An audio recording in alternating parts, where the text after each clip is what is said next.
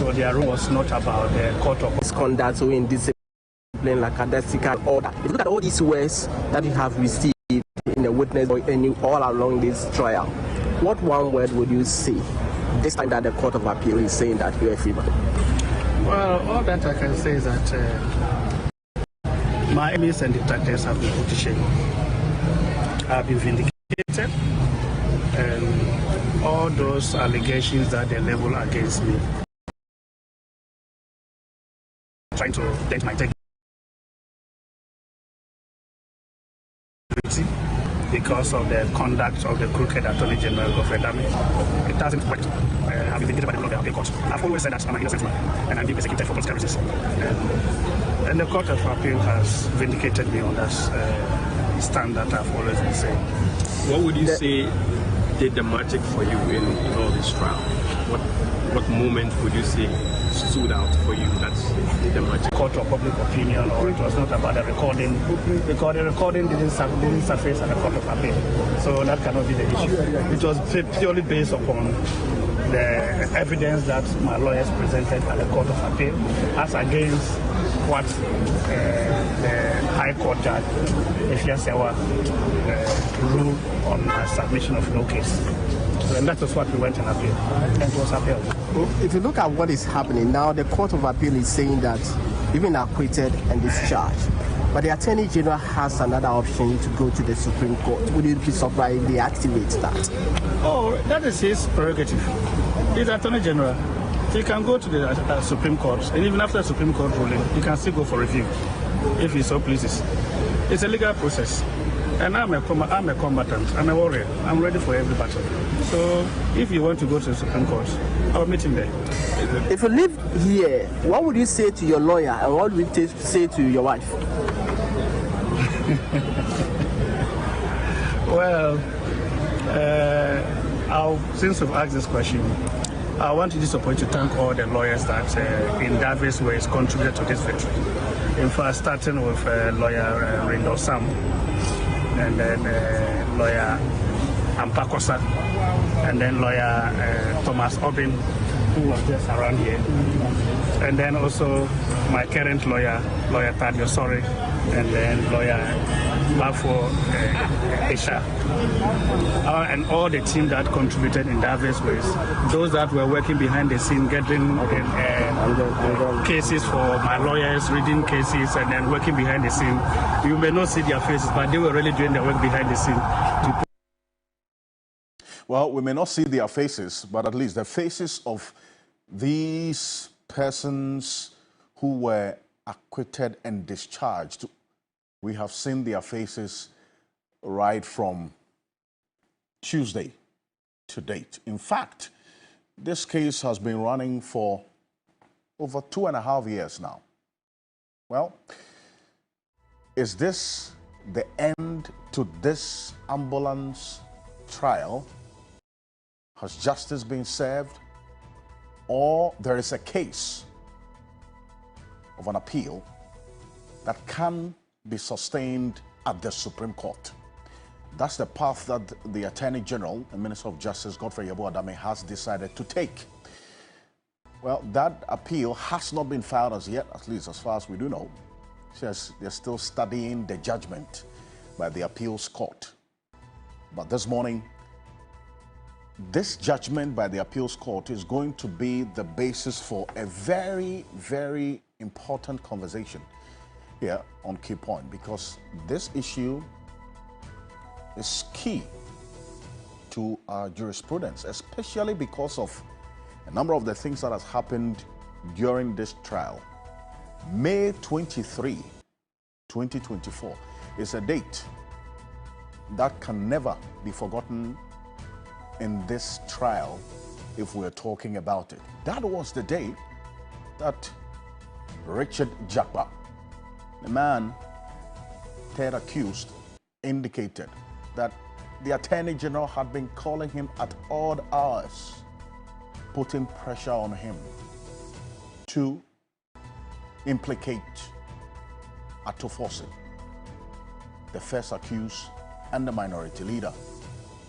There are a number of things that we're going to do this morning. Stay with us here on Key Point. There's some exclusive detail that I have for you with respect to where these ambulances are. This ambulance is in question. We've been talking about it. Do you know where they are? Do you know what's happening to the ambulances now? And then these other things that were supposed to be used or inputted into this ambulance. We have some way bills of some of the containers that these other implements and others that were supposed to be in this ambulance were in. Where are they? What's happening? We'll have a conversation this morning. Stay with us. One of the lawyers for Dr. Atoforsen will be joining us to have a conversation on this matter.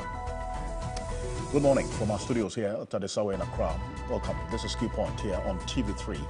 We're live on 3FM 92.7, also on TV3 Ghana on Facebook, DSTV channel 279, all across the world on 3news.com.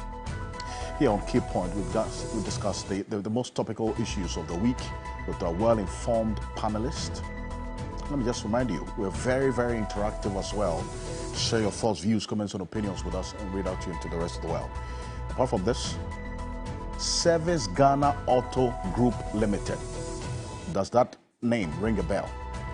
They have refuted allegations of inflated costs and its contract for the after-sales service and maintenance of 307 ambulances that were purchased by this administration.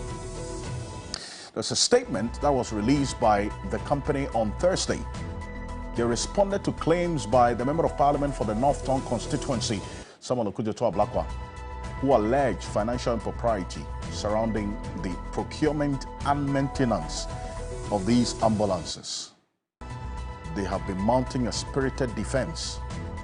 That's this company that, according to Samuel Okujeto Ablakwa, has strong ties to the daughters of the president. And there are some issues that he's raised, even after the Minister of Health issued their statement, also responding to some of the issues that Samuel Okujeto Ablakwa put out there. Now, this controversy, in fact, has gone to a different level with this statement from Service Ghana Auto Group Limited. Look, there's some detail this morning that we will put out concerning this matter, and it's going to be exclusive here on Key Point. So stay with us in the interest of you, the Ghanaian people, all of us. Samuel Okujeto Ablakwa is going to be joining us this morning here on Key Point. We're going to have a very important conversation on this matter. So don't go away. Okay? The third issue that we're going to sink our teeth into this morning is a document that had been circulating at least for the last almost 4 years. So I saw it in the run-up to the 2020 elections, somewhere around 2019 thereabout. This a Japadia document. Now, saw it, some of you have seen it. If you haven't, if you go on 3news.com, we've published portions of it and the full complement you would find. The president put a statement to this. It says it's a fabrication with the intention of tarnishing his image and also courting public disquiet. Ochehe, Sajifo Amwecho for opinion, spoke about this. But other persons who put premium on this document say we cannot wish away this document. It's one that we must pay attention to. We'll have a conversation on it this morning. How should this be treated? Especially when, to many, the details of this is playing out in our eyes. What's your take? Join me here on Key Point. My name is Alfred Ocansey. Stay with us. We'll be back shortly after this quick break. My guests will join me. Samuel Okujeto Ablakwa join me right after this quick break. We'll have a conversation. Stay with us.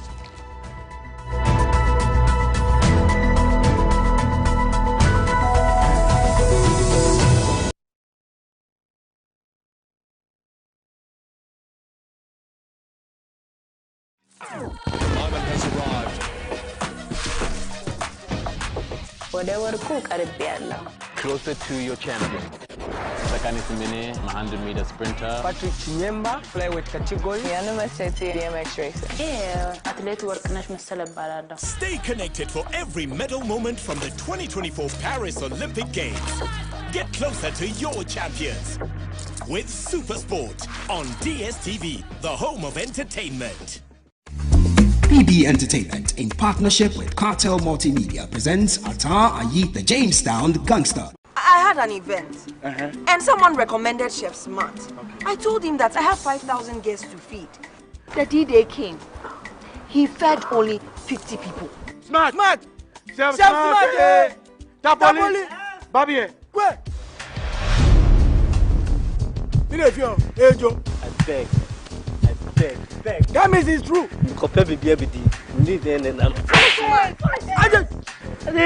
So you know what? Showing Saturday the 3rd of August at the National Theatre of Ghana. Time 4 p.m. and 8 p.m. Ticket is a cool 150 seats. Dial star 713 star 33 star 10 hash to purchase your tickets across all networks. This production is powered by Dalex Swift. For enquiries, call 053 770 7669. Atar Ayi, the Jamestown Gangster. Sponsors. Star 712. Picture this. Coming on Greece. Yeah. And now you were back in Greece. To say, why you fit on the millionaire? Yes, the luckiest at Aroma. To say, about from Massa H. Man. Yeah. Now check this. Sister Abna, aka Kobe Hima. The luckiest at the room. Queen B. Yeah. Boss lady back up there. Hold on to your seats, folks. Such anyway, be you smooth. Way and your friend will upgrade. Luckiest at the room. And the best part, that with the luckiest, Obia or a shot to a good life. And I'm talking to you, me, your girlfriend, your ex, your neighbors, your landlords, and even Goro boys. And no one is over dialing with lucky number. Star 712.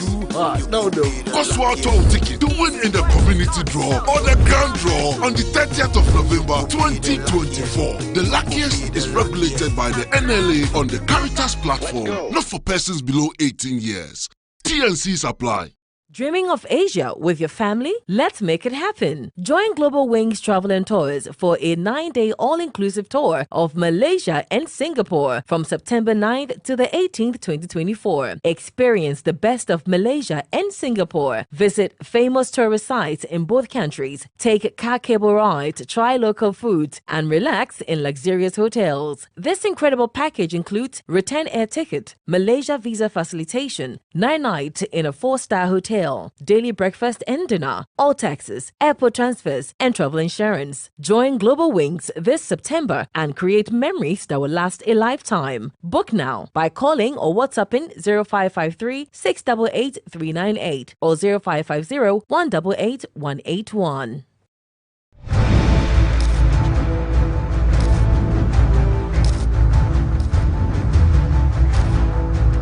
This is Hot Issues, your passport to the most compelling conversations of our time. We go one-on-one with the movers and shakers, the thought leaders, and the game changers. We ask the questions that matter, and we don't back down. Tonight on Hot Issues, I sit with the man at the Center of Corruption Investigations. Join me on Hot Issues here on TV3. Hot Issues shows Sundays at 2 p.m. on TV3. TV3, first in news. Get ready for the ultimate showdown, Ghana's Strongest Grand Finale.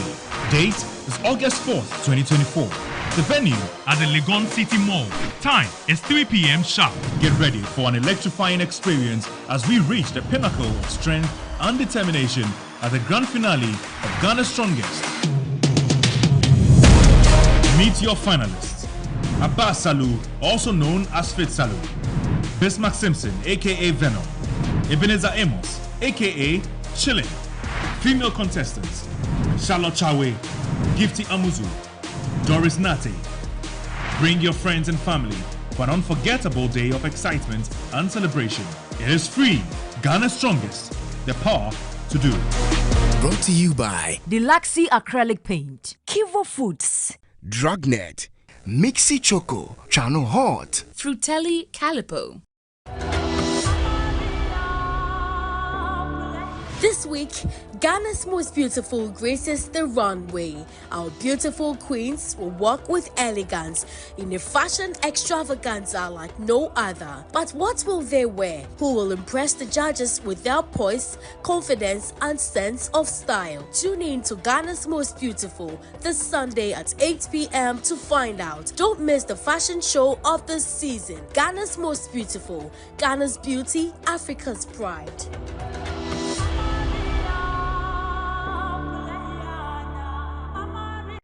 Imagine a day where the entire family will converge with music, food, family, amusement park rides, so many games, and all your favorite personalities at 3FM. Welcome to 3FM's Family Fun Day at Gazebo Accra Park in Jolu on Founders Day holiday, August 5th, 2024. Join us for a holiday of excitement, fun, and a celebration of the most precious thing of all, family. It's a 3FM Family Fun Day, so mark your calendars, gather your family and friends, and get ready to create a masterpiece of memories on the holiday Monday, 5th of August in Jolu. Rate is 300 Ghana Cedis for a family of 4 and 100 Ghana Cedis for adults and 50 Ghana Cedis for kids. Call 0532 200 927 and 0531 100 927 for tickets. Come and celebrate family on Founders Day holiday on the 5th of August at Gazebo Accra Games Park in Jolu. Don't miss out on a carnival of delight and a family celebration with games, excitement, and happiness for the whole family. 3FM Family Fun Day is powered by 3FM 92.7, your urban lifestyle radio.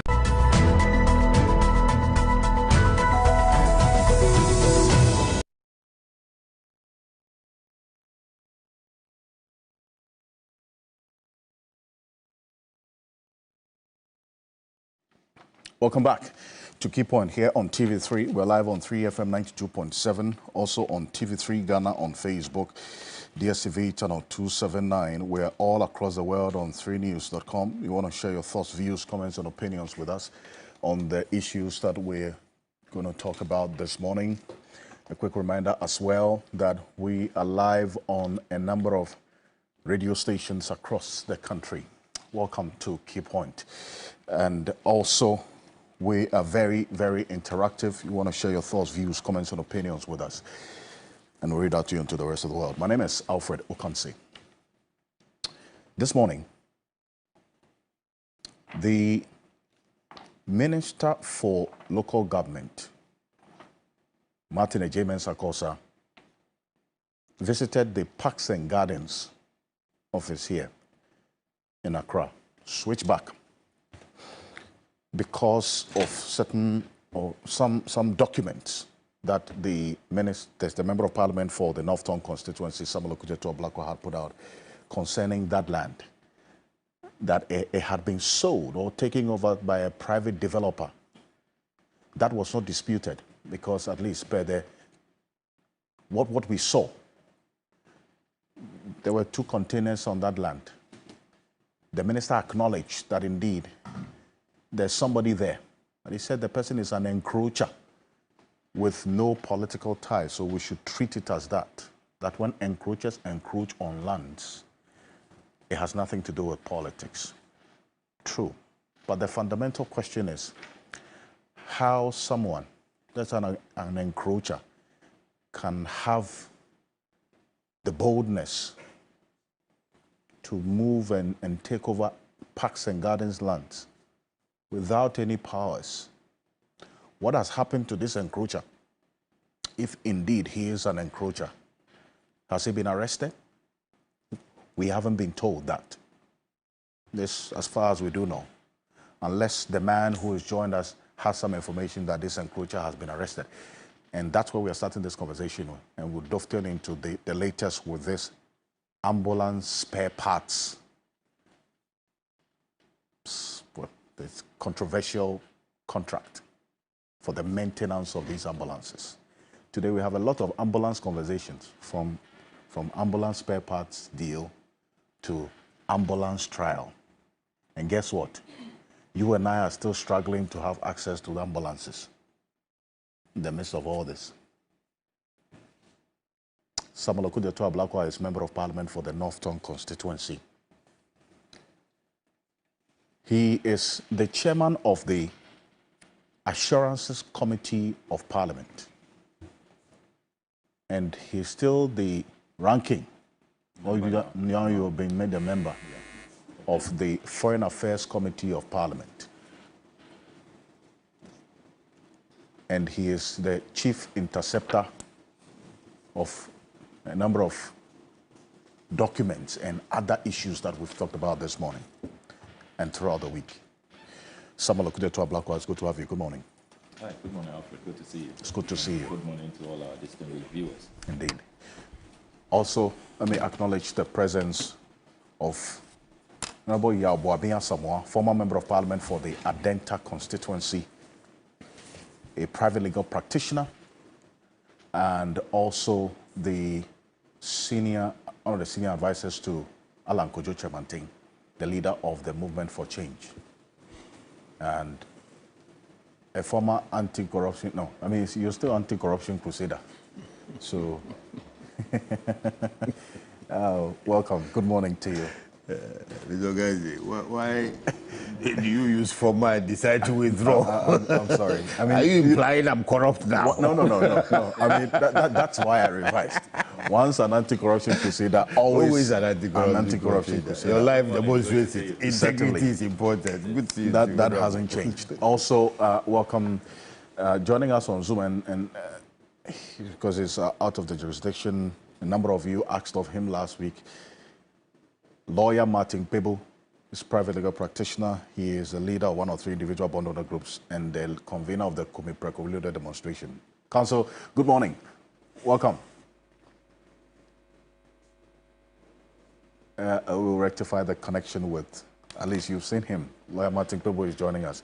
But for the next 45 to 1 hour, we have all of this conversation on the issues. But Mr. Blackwell, appreciate you. And you've, I don't want to say later, but you put a lot of documents on my desk this morning.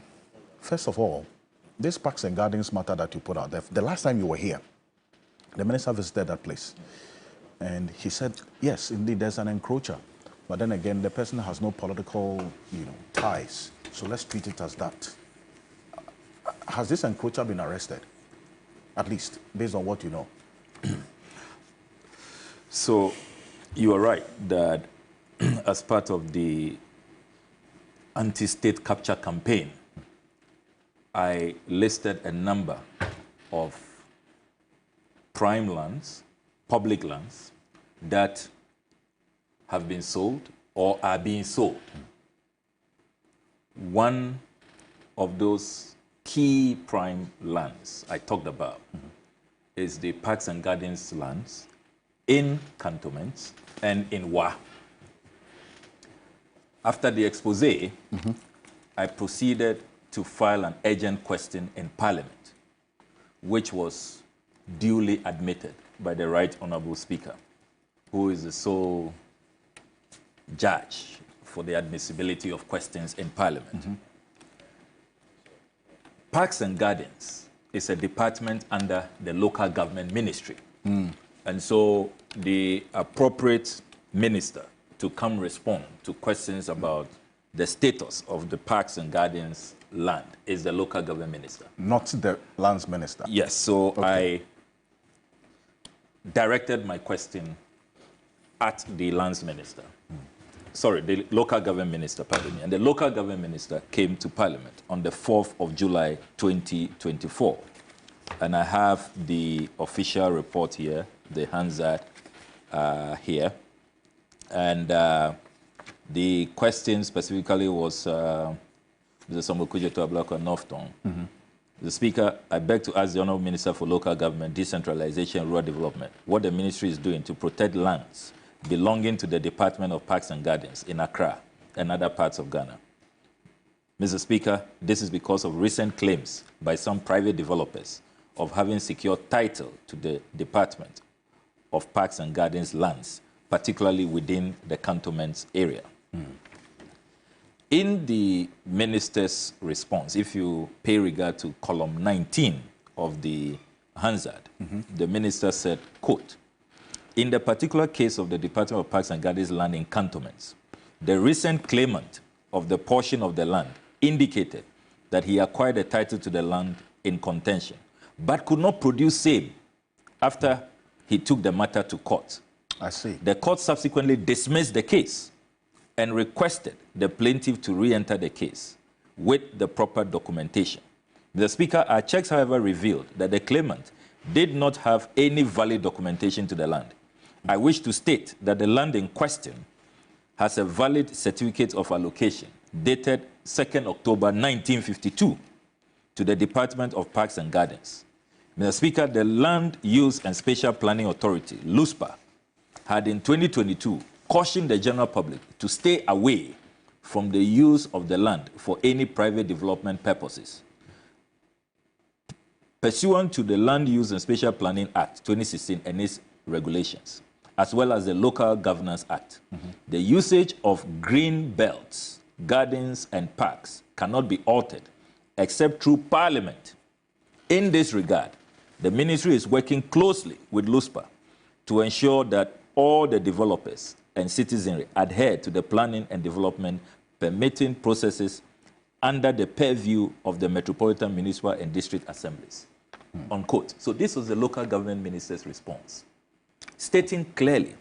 And in my follow-up questions, when you go through the Hansard, I asked the minister, are you aware that this private developer has placed 2 containers on the site, is driving away the staff of the Parks and Gardens Department, and has threatened to commence construction of whatever he's coming to put up there? I mean, the concrete jungle continues. I mean, the only horticultural zone, even the colonialists, who we say they came to rape and plunder and loot, even the colonialists, as far back as 1952, knew that we will need a horticultural zone.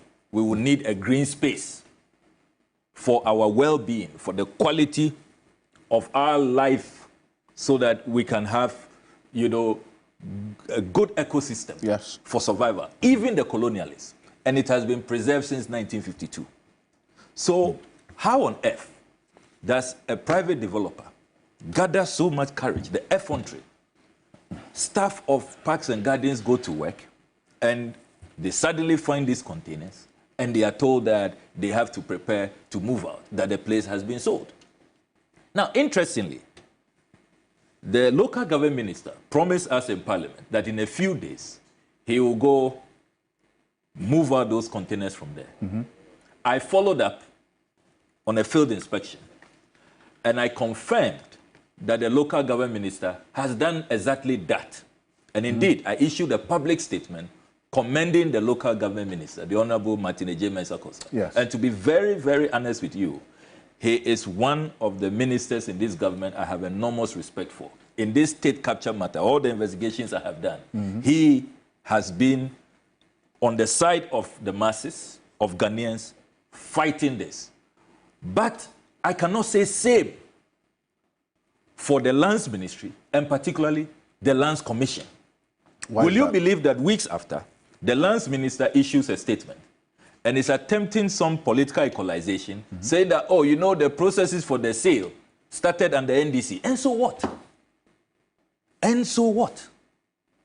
If it started under NDC, he was saying 2015, 2016, and so what? Because my checks indicate that if you look at due process, our LUSPA Act, parliamentary records, that place has not been rezoned. It is still a horticultural zone. So whatever anybody may have started, I don't care when, it is clearly some bad elements in the system, particularly the Lands Commission, who are conspiring with so-called private developers to do this. I was expecting that instead of a defense of this sale, so-called sale, the shenanigans of this private developer by the Lands Ministry and the Lands Commission, they will rather join forces with the local government minister and the rest of us, all of us. Look, and I can give you several instances. Are you aware that these same parks and gardens, they have land in Wa, the only parks and gardens land in Wa. Will you believe that the regional minister discovers that there is an encroachment? Somebody is attempting to build a fuel filling station and tries to stop them. So it's not the Lands Commission in Wa writes to the regional minister to back off. It is one of the questions I asked on that day. And the local government minister told us categorically that the Wa land is intact and should remain as land for parks and gardens. Let me come to column 22 of this Hansard. In fact, while you're at it, let's just hear from the minister responding to that question on the floor of Parliament. Take a look.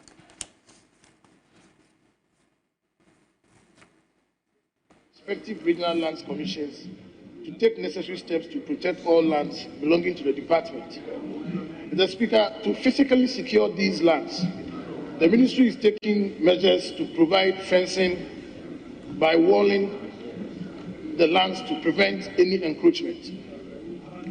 Mr. Speaker, currently as a minister, I'm still pursuing the matter and engaging all stakeholders to protect and secure the titles of those lands, especially those that do not have ones. On the particular case of the Department of Parks and Gardens land in cantonments, the recent claimant to the portion of the land indicated that he acquired a title to the land in contention, but could not produce same after he took the matter to court.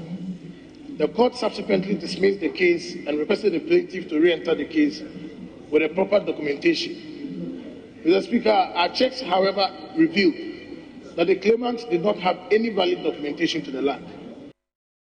So if the claimant did not have any valid documentation to the land, how did he have the effrontery to move containers? I drive past that place a lot. It's a major road. 2 containers I saw there. Yes. On that land. And you say they threatened Parks and Gardens staff not to come to work. And the person is still walking free. Still walking free with impunity. If you talk to the former local government minister, they attempted to do some construction there. This so-called private developer. And you see, that is why a number of colleagues and I are sponsoring this private members bill we call the Protection of State Assets Bill. The only way to stop this marauding invasion where state capture is taking place on a scale that we have never seen. And we will soon come to the prisons lands, both at the Boster Institute, at the Osu Enclave. We still have to talk about the W.E.B. Du Bois, 50-year transfer. I mean, and all over the country, Kumasi, Rage, Takrade, Ho, Wa, Bolga. It's as though Ghana won't exist in a few weeks. Everything is being sold with impunity, without recourse to due process. So the Lands Commission, what's your position on this matter? Quickly, and then we'll run up. So the Lands Commission clearly is complicit. And you see, I have here the sole inquiry's report on the demolition of the Bulgarian embassy. You know, it was similar shenanigans where the Bulgarian embassy, land belonging to the Bulgarian embassy, is cantonments. People fraudulently, according to the Justice of Oriata Commission, private actors and elements at the Lands Commission fraudulently cancelled the lease of the Bulgarian embassy. I'm not the one saying it. It's here, if you read this report. And will you believe that when you read page 17 of this report, the acting executive secretary of the Lands Commission told the sole inquirer that, quote, "We are having situations where government land is registered as private land. Can you believe that? Government land is registered as private land. Yes, you see, ideally, before you give a certificate, you have to check all the records of the commission. Unfortunately, sometimes due process are not followed and certificates are issued. Can you believe that? And that is what led to the fraudulent transfer of the Bulgarian basis land to a gentleman called Jojo Hagan, who government says is now on the run. They cannot find. And so they cannot find him to pay the compensation. Now there's 5.2 million Ghana cedis compensation outstanding for the Bulgarians. And the Bulgarians are running out of patience. And so if they can't find him, who will eventually have to bear that burden? Government will eventually, and that's and that means taxpayers. Don't forget that already, when the properties belonging to the Nigerian High Commission was demolished, we had to pay for it, the Ghanaian taxpayer. So these hoodlums, these nation wreckers, acting with unpatriotic elements in cahoots with them at the Lands Commission, create this mess, and then we are made to pay for it.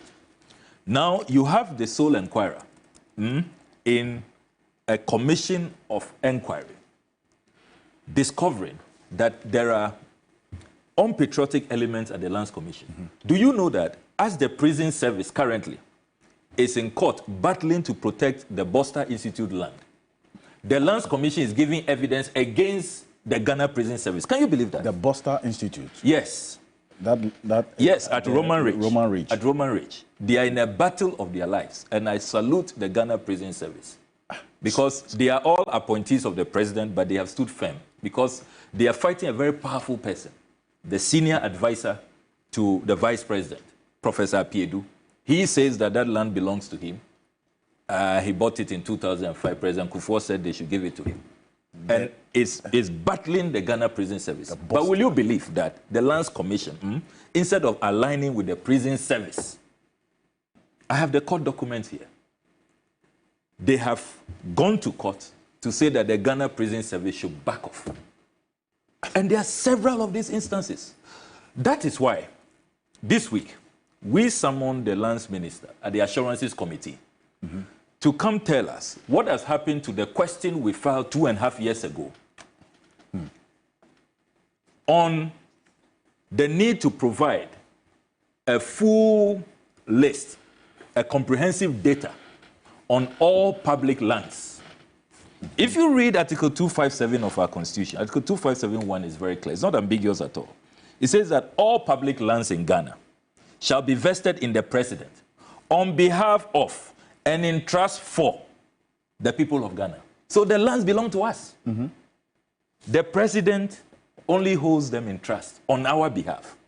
Will you believe that virtually 3 years now, the lands minister says he can't provide us that list? So where, I mean, what land is the president holding in trust for us? So, because I recall when Samuel Jenapo appeared before you, it's your committee, the Assurances Committee, which you are chair, you said that records of all public lands from 1993 to date should be submitted to the 8th Parliament before the end of this 8th Parliament. Yes, so that is our final ruling on the matter, that before the end of this, because he says that they are struggling, that they have their... And I recall that the first time he made this statement that he was going to make public all state lands that had been sold to people, because, you know, when this John Whale came up, then media started asking questions that if Achimota Forest has been whaled, then which other state land? Then the politics of it came in and said, well, I mean, look, MPP and NDC, you've all been selling land. So he is coming to give the details of the persons who have been buying state lands. It's been 3 years now. We don't have that information. And you have a committee, and you have a Lands Commission that under Article 258, this is their job. It says that there shall be established a Lands Commission which shall, in coordination with the relevant public agencies and governmental bodies, perform the following functions. On behalf of the government, manage public lands and any lands vested in the President by this Constitution or by any other law, or any lands vested in the Commission. So what are they managing? If you don't have the data, you can't give it to us. Look, I am clear in my mind is that it is not a case of not having data. They don't want to be transparent. They don't want to be accountable. They don't want us to have the data. Because, look, on a daily basis, see the demolitions going on. It was on this show that I read the letter the Works and Housing Ministry's chief director wrote to all the occupants of Roman Ridge Flats, the public servants there. You know they are evicting them. They've given them notice to leave. That under the so-called Accra redevelopment policy, it has caught up with them. They have to leave. Private developers are taking over. So when they must sell these public lands, when they want to sell them, they have the data, they know where they are.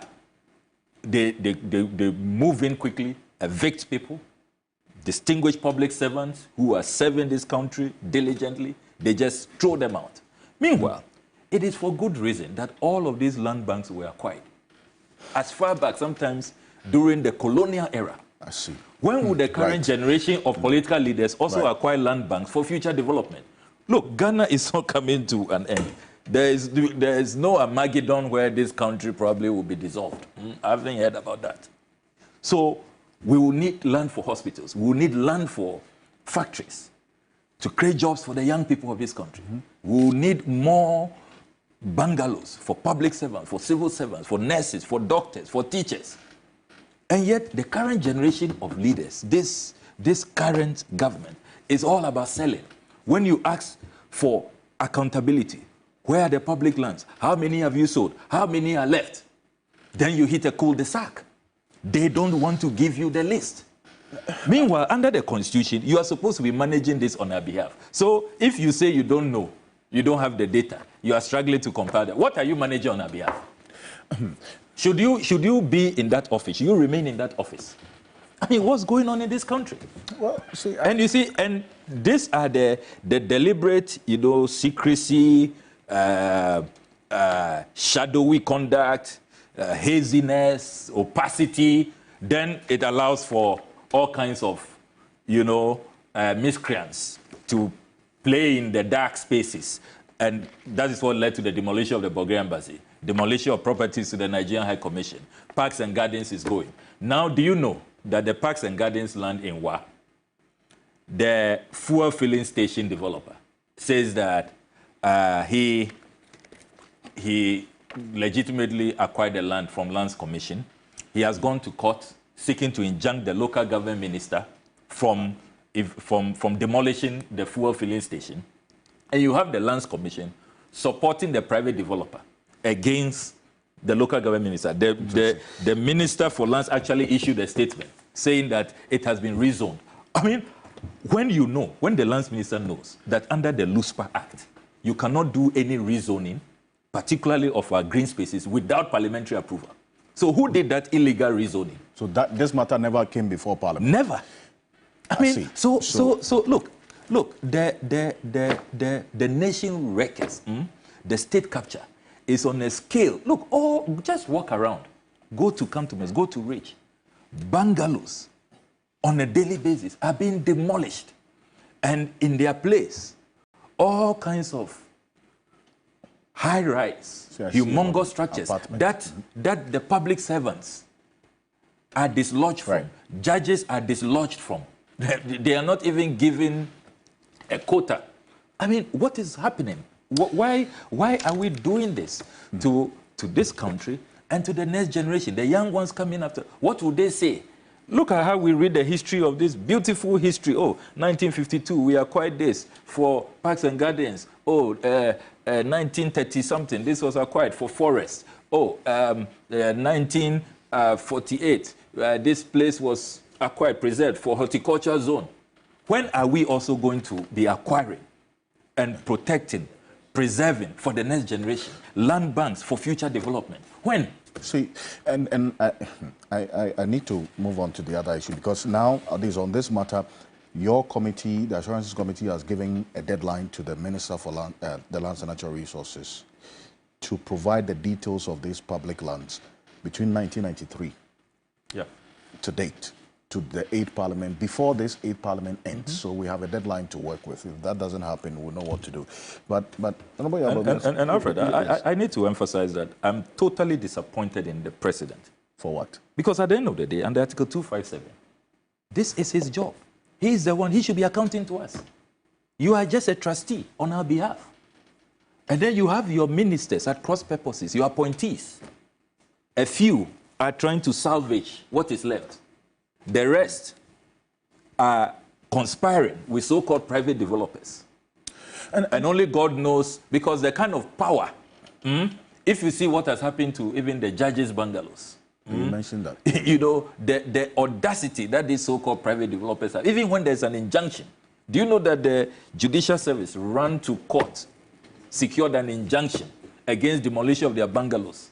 It was defied in 2023, last year. These private developers defied the injunction and went ahead. They must have some real backing. So, President Akufo-Addo, why do you sit back unless you are complicit? Because, I mean, that's only what can explain what is going on. Because under Article 257 of the Constitution, you are holding these lands in trust on our behalf. And you sit back, we are losing all of this. State capture is on a scale that we have never seen before, and you appear helpless. I see. Well, and this matter that you mentioned about state capture, the lands minister have been at some point responding to that. But Mr. Albert, on this matter, and then quickly, because I want us to go straight into this spare parts, ambulance spare parts matter.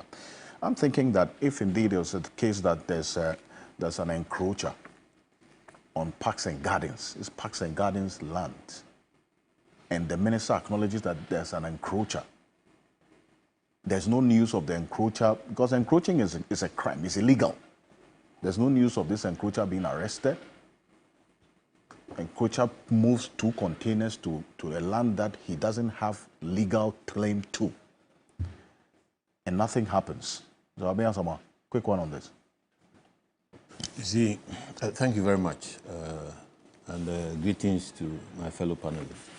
I see a lawyer has run away to better climes, where it's colder. When you are coming, bring us something back. Buy us tomatoes. Can you hear me? Lawyer Matipebu? I think it's muted. No, it's not. It's muted. Yeah, but bottom line is that our development processes are not catching up with where we are coming from and where we want to go.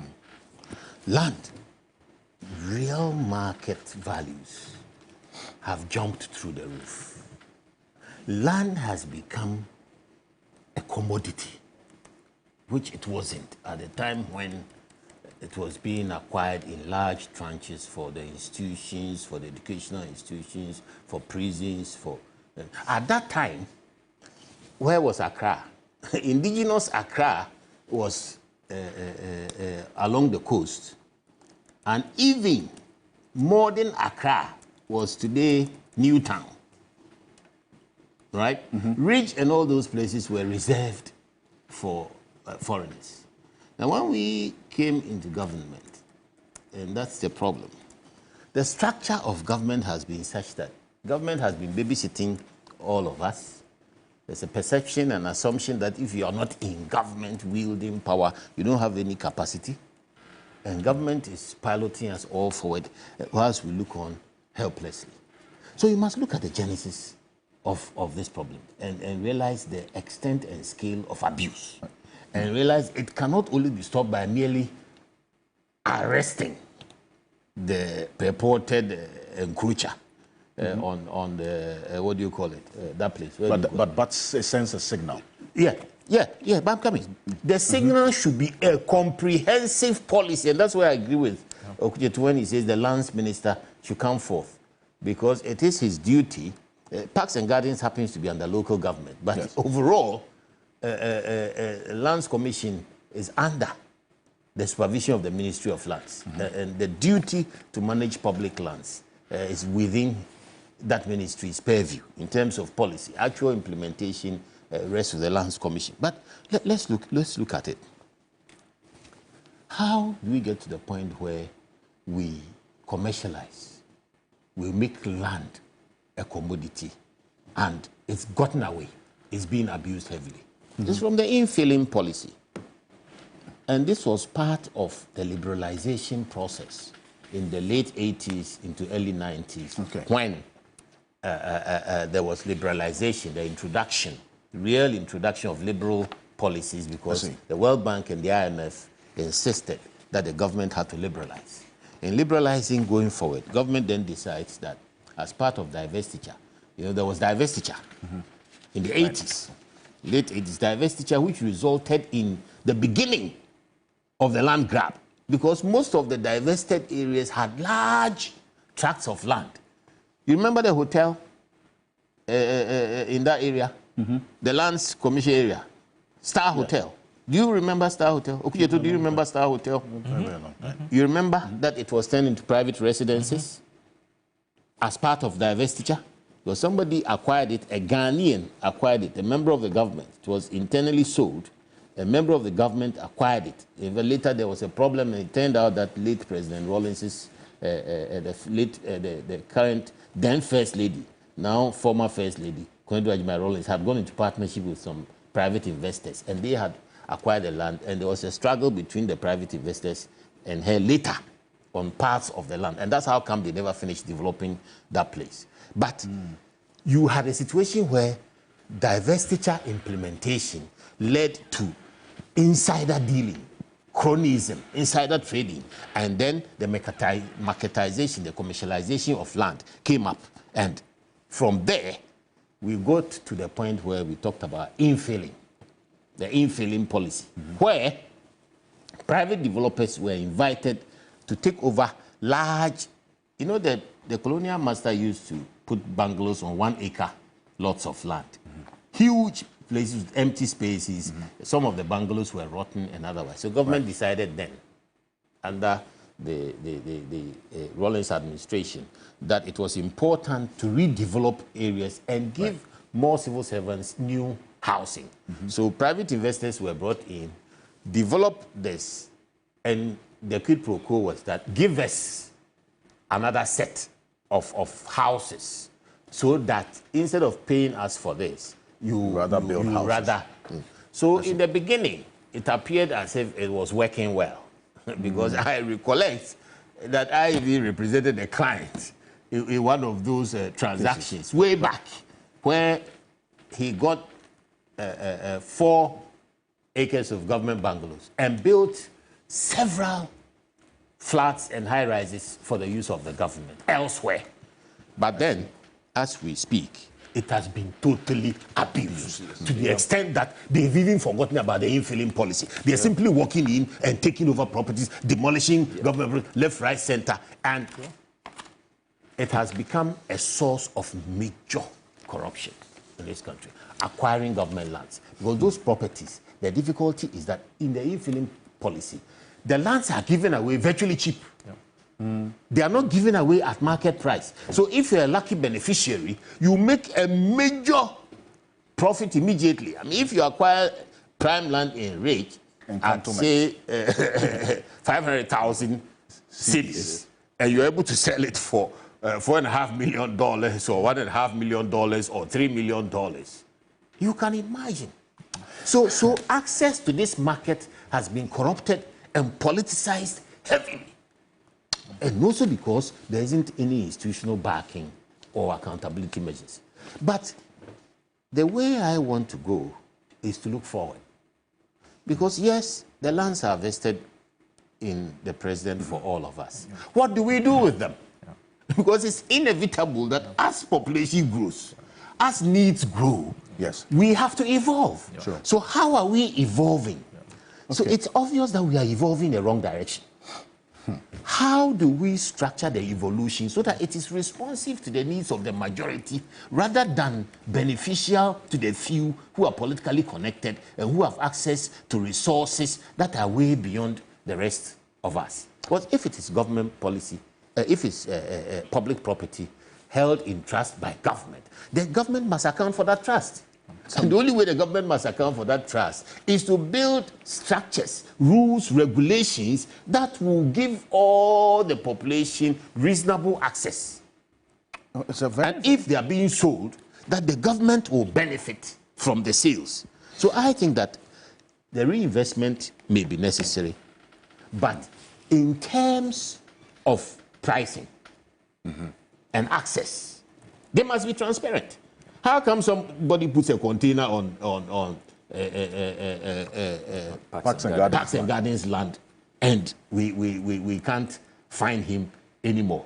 If it had been transparent and he had acquired it effectively at market prices, then he would not be afraid of running away. And there's everything to be said for relocating it, because at that time, that was not Accra, that was a village. That's the point I started by making, that Accra was limited at the time, these large tracts of land. The prisons area is a barracks. If you want to relocate the barracks to another place, which is more conducive to the activities of that, you do it transparently. You get market pricing for it, and then you secure that property in another place where it will even aid development. Great. Because, let me land. It's very important we resolve this matter once and for all. There's so much corruption going on that if we don't deal with these matters in a more constructive way and simply scream and yell that there is corruption, it's not enough. For example, the military lands, Burma camp, that we've opened up with the brand new roads and all that, the Che Homes area and all that. What is happening to those lands? Are those lands free lands? Are they government lands? Who is exploiting those lands and benefiting from those lands? If Burma camp is in a place where now we want to develop into residential properties, what do? We market their land transparently, and we use the money, which is market value money, to rebuild the barracks in my village, Sechetmasi. As soon as you put Burma camp in Sechetmasi, you've achieved two things. You immediately expand the footprint of the state, and at the same time, you develop Sechetmasi. Right. Because the facilities you locate in Sechetmasi are such that you have no way of the place not becoming, because food business will grow, services to service the soldiers, accommodation, everything, training, everything will grow. So for me, it is time government accepted that the current process, the infilling policy, is being abused. And it's being abused for the benefit of politicians who are connected to power. And it's not just about one regime. It's a long-standing problem. And one screams, perhaps, when there's no access to it. But no government will be immune to this if structures are not in place. So my first structure is that let us assess and put in place a market pricing, a transparent market pricing process. In the belief that when you have real prices, you can do a transition. And the transition will bring value to the state through creating jobs and development elsewhere. Well, you lose that money to relocate. Then that is where we will all grow. Look at school lands. Look at school lands. Some schools, very soon you will find that they have nowhere to turn around because their lands are being taken over and Look, AMA, they don't even know where their bungalows are. KMA, STMA, all these metropolitan assemblies, the properties that were developed for them in the times they were set up, they have bungalows, they have all, because they were management institutions for the cities, so they were well set up. You will find that the staff themselves don't know where the properties they are. And yet individuals who have worked in there, Cocoa Board, you'll be shocked at Cocoa Board lands, Cocoa Board bungalows, Cocoa Board properties, estates that are being taken over by private people simply because they live there. They've been part of the process for a long time. They know where the thing is, but Cocoa Board itself doesn't even know. So it goes down to records as well. The way we are not keeping records in this country. And we are deliberately refusing to keep good records because we benefit from the lack of records. And that's why that directive to the Minister for Lands to provide the records of state lands is extremely important. And I got a message, it says, Alfred, please find out if some local Black is aware that Justice Honyanuga's residence has also been demolished, one around the American Embassy area. Is this true? Yes, it's true. Justice Honyanuga's residence and 12 others. There are 13 bungalows that have been demolished in that enclave. The private developers are taking over. The demolitions will continue as long as there is no clarity. Demolitions and let me quickly really support what the Honorable Babia Samoa has said about a registry of assets. That's why if you look at our proposed public asset protection bill at section 8, we are talking about a registry of assets. And we are saying that we would like this bill, when it is passed, to include, quote, a registry of all state assets shall be created and published on a government website, regularly updated in the spirit of transparency and public accountability. The State Interest and Governance Authority, SIGA, is mandated to coordinate with all state institutions to compile and publish all state assets. If there's transparency, and we have this registry, and he's very right. I mean, even Works and Housing, ask them today, how many bungalows are under your care? They can't tell you. Okay, Thank you. And let's give me 2 minutes. No, in a minute. Leadership. Are you asking a question? Just give me 2 minutes. In a minute. Leadership 1 minute. is a function of competence, direction, and growth.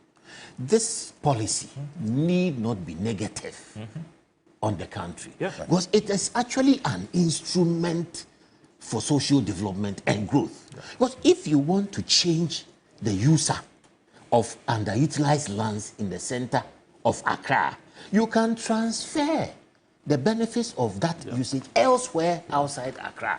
True. You understand? It's like the National Cathedral. There were those who were saying that it should have been built either in Adenta on the civil aviation lands there or in Dodua. The place that they're trying to build the water park.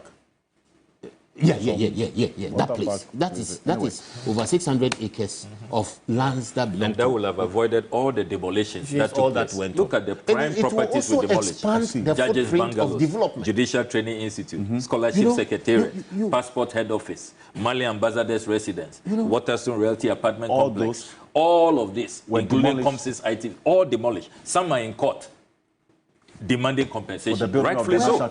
Yes. So when we talk about $58 million for National Cathedral, that one is just the taxpayer funds that went into the hole, digging the pit, the world's most expensive pit. We do not add the compensation for all of this, including the Shraj Commissioner's bungalows that were demolished. No, it's a tall list. Let me give you the list. Let me give you the list. Judges' bungalows, one. There are about 15 of them, all demolished in that enclave. The National Cathedral area. Then the celebrated Judicial Training Institute, where Commonwealth judges, they come for capacity building and all of that. It was also demolished. That's two. Scholarship Secretariat was also demolished. And that is such a building that elsewhere it will be preserved. You know, because the kind of people, the kind of people who have gone through government scholarships, become international grades and all of that, is gone, it's demolished. Then the Passport Head Office, demolished. We had to approve funds in Parliament, over 10 million cedis for a replacement. That's the new near one. Near GIJ. So the Passport Head Office was demolished. Then the Malian Ambassador's Residence, also demolished.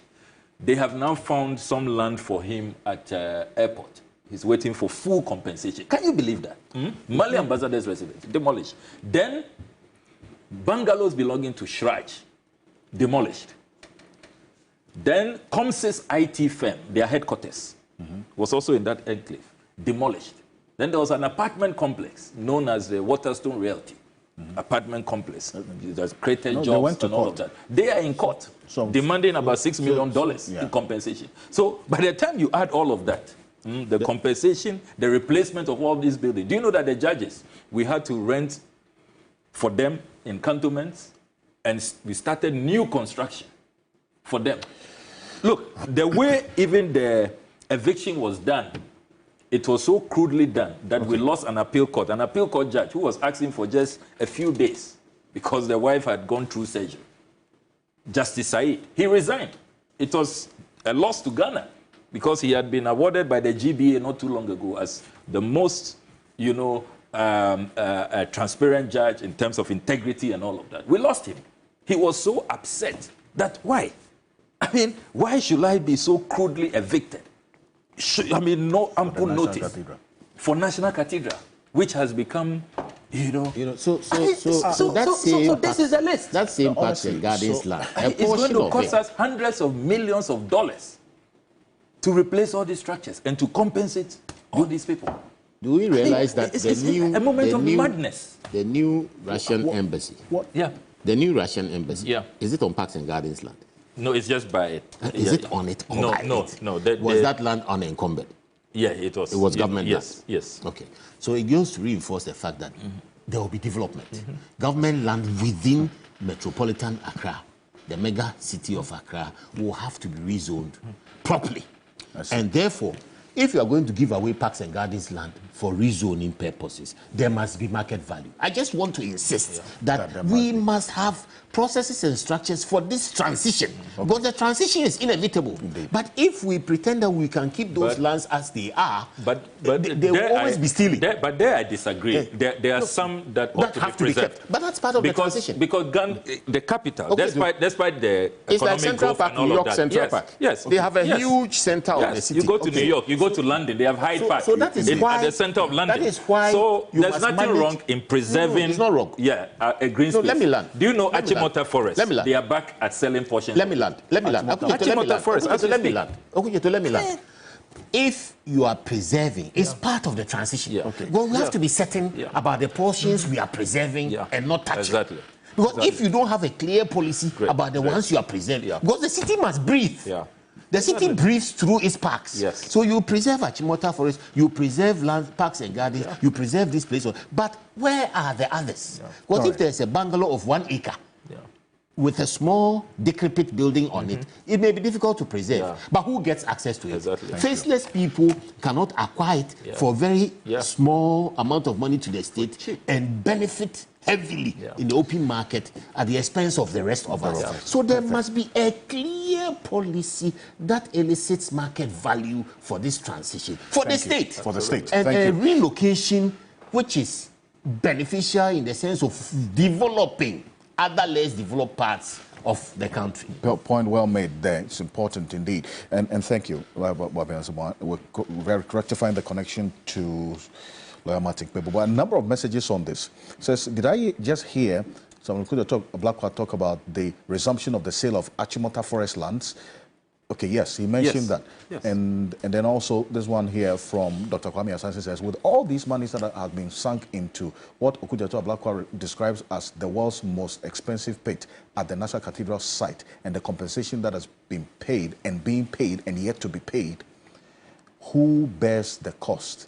Is there going to be financial loss to the state? Is it one that the NDC is interested in pursuing? Look, I'll be very disappointed in a minute in the next NDC government if people are not prosecuted for this National Cathedral disaster. I think what you should say. I'll be very disappointed. There must be a case for causing financial loss. People have to be held accountable for this humongous financial loss to the state. I think what the media and civil society should be asking is the strategic plan of all potential incoming presidents in terms of their outlook, their policy on these matters. Okay, but in addition to that, there ought to be and it should be binding accountability. Yes, sanctions. But your plan should include that. And then there ought to be retrievals as well. Are you aware that as we speak, Carrie Summers is keeping her $6 million in America? But that was the man who was engaged. The man who was engaged to raise funds for us. He felt that it was a fiasco, and yet he was paid upfront $6 million. Anyway, it's incredible. If we want to go on this part, I don't think we're going to end on. Anyway, thank you for this. You asked for that leads us to our next. I tell you, the Office of the Special Prosecutor acknowledged the petition on this controversial $34.9 million ambulance spare parts deal approved by the former finance minister. Subsequently, the Ministry of Health issued a statement on this. And then now the company itself has also issued a statement responding to some of the issues that Samuel Okudeto Ablakwa, put out there concerning their contract with the government of Ghana, the Ministry of Health. Service Ghana Auto Group Limited. But I want us to have a graduated conversation. So this is what the Ministry of Health put out in that statement in responding to the issues that you had raised. And I want you to respond to those specific issues they put out. Then we'll go into what the company is saying because of the issues that have come up. First of all, the Ministry of Health first indicated that, one, the claim that you make that the government has entered into an agreement with Service Ghana Auto Limited for procurement of ambulance spare parts for 307 at a cost of 34.9 million. 2. This translates into, and we'll put it on the screen, this translates into 113.6, that's about $114 per ambulance. $113,000. Yeah. Even though checks show a modern, fully equipped ambulance cost less. Let's open that Ministry of Health folder and put let's put it on the screen. And then also, Service Ghana Auto Group Limited has so far made 653 million. That was the allegation that you made. And key director of Service Ghana Auto Group Limited is a business associate of 2 daughters of President Akufo-Addo, Jankroma and Edwina. You also make the point that following, and here's the Minister of Health's response, that following procurement of ambulances, the cost of maintenance was catered for by the Ministry of Special Development Initiative. The role was later handled by the Special Development Secretariat. The Ministry of Health requested for LOCs to be raised for Services Ghana Auto Group Limited. They also say that the Finance Ministry replied that it could only finance $10 million out of the $34.9 million. The Finance Ministry recommended that the Ministry of Health looks into the NHIA for financing. NHIA replied that it was unable to finance the project. The company has not been paid $34.9 million. They say that there is some 10 million that the Finance Ministry said at that time that they could make available out of the 34.9 million.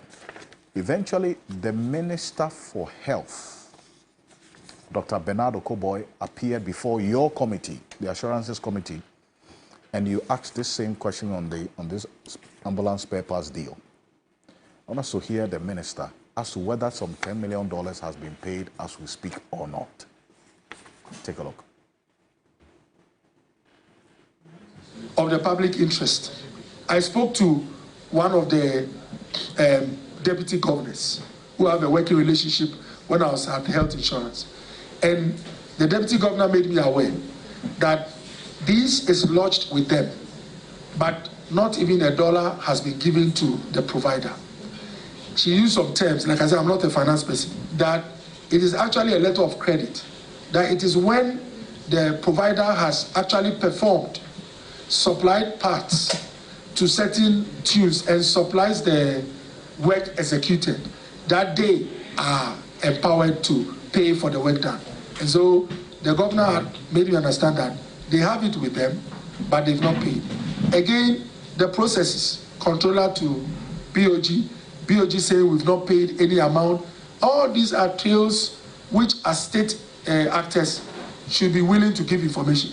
I deliberately didn't make my PR team put in this part of BOG not having paid $1, because I believe that they also as an organization, if called upon, should be able to say it for themselves. But I'm saying all this so that those watching know that all actors, once they are in the process, should be armed with relevant documents to show what they've done. Who signed the contract? Have you seen the contract? Whatever is required of us. Once there are documents or activities that we as a ministry have engaged in, we'll make it available. So can we get a copy of the contract? We want to see a copy of this $34.9 million contract. Honorable Chair, any document which is a public document executed on our books is for public record.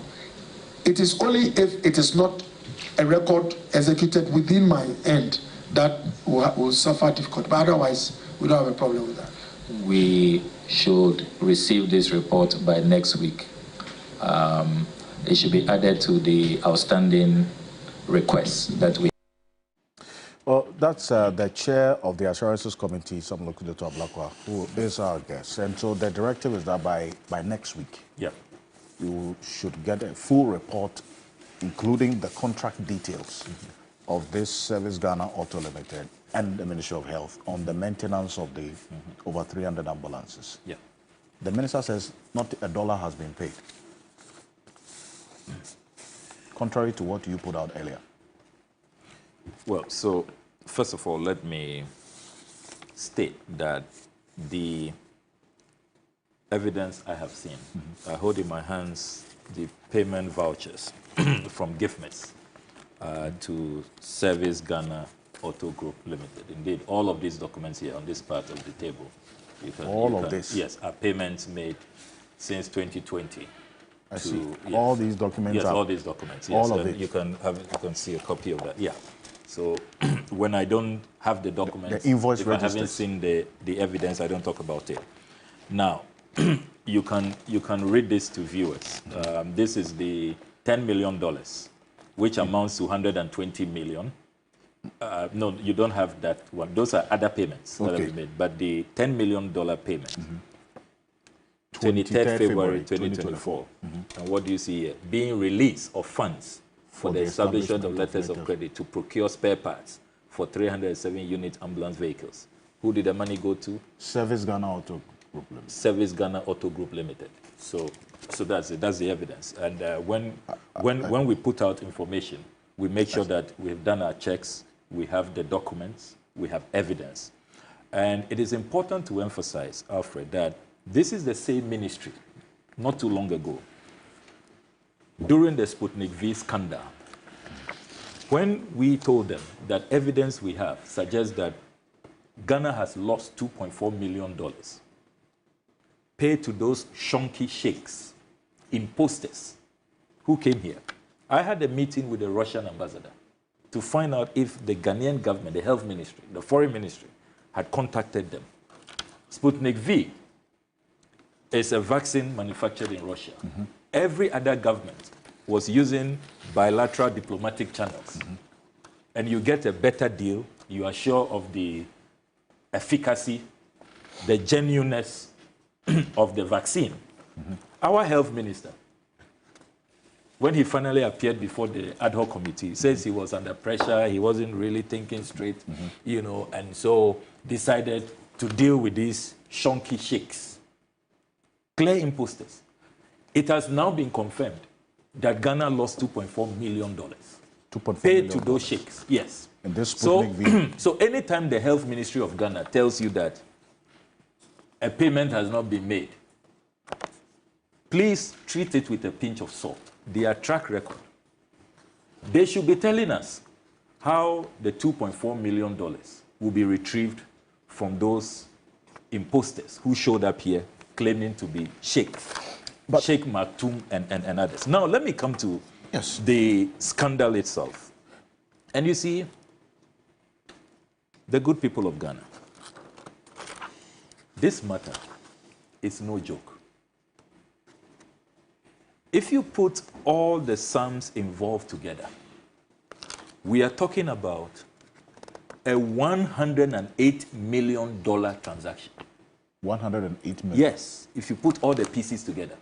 $108 million. Remember that my parliamentary oversight has now led us to an incontrovertible, irrefutable, unimpeachable, impeccable conclusion that is the same characters who procured the ambulances. So you need to start from the $54.3 million confirmed by the Auditor General. I have a copy of the Auditor General's report. That we spent procuring the ambulances. Inflated. It was inflated by over $29 million. You say inflated. So don't worry, I'll come to that. I want us to establish the figures. So $54.3 million to import these ambulances. The same characters. Then you need to also add the $34.9 million on spare parts, which Kanoforiata instructed on the 9th of February, few days before he left office, during the Valentine reshuffle of this year. Few days. $34.9 million. Add that to 54.3. Then when you also go through these payment vouchers from GIFMIS, you see that between 2020 and 2023, this same Service Ghana Auto Group Limited has been paid 115 million Ghana cedis. So if you put all of these figures together, we are talking about a $108 million scandal is such a staggering amount, a colossal figure. So, mind you, this $108 million, they are our taxes. If we could have gotten the same services, the same ambulances, and the after-sale maintenance for $40, even $50 million, we could have used the remaining $60 or $70 million to address all the challenges we have in the health sector. Not too long ago, the former health minister appeared before us in Parliament and told us that this country, we have only 4 functioning MRI machines. Can you believe that? Only 4 in our public health institutions. Only 4. Comfort Noche, it wasn't long ago when the doctors there told us that they are turning away dialysis patients because they don't have equipment.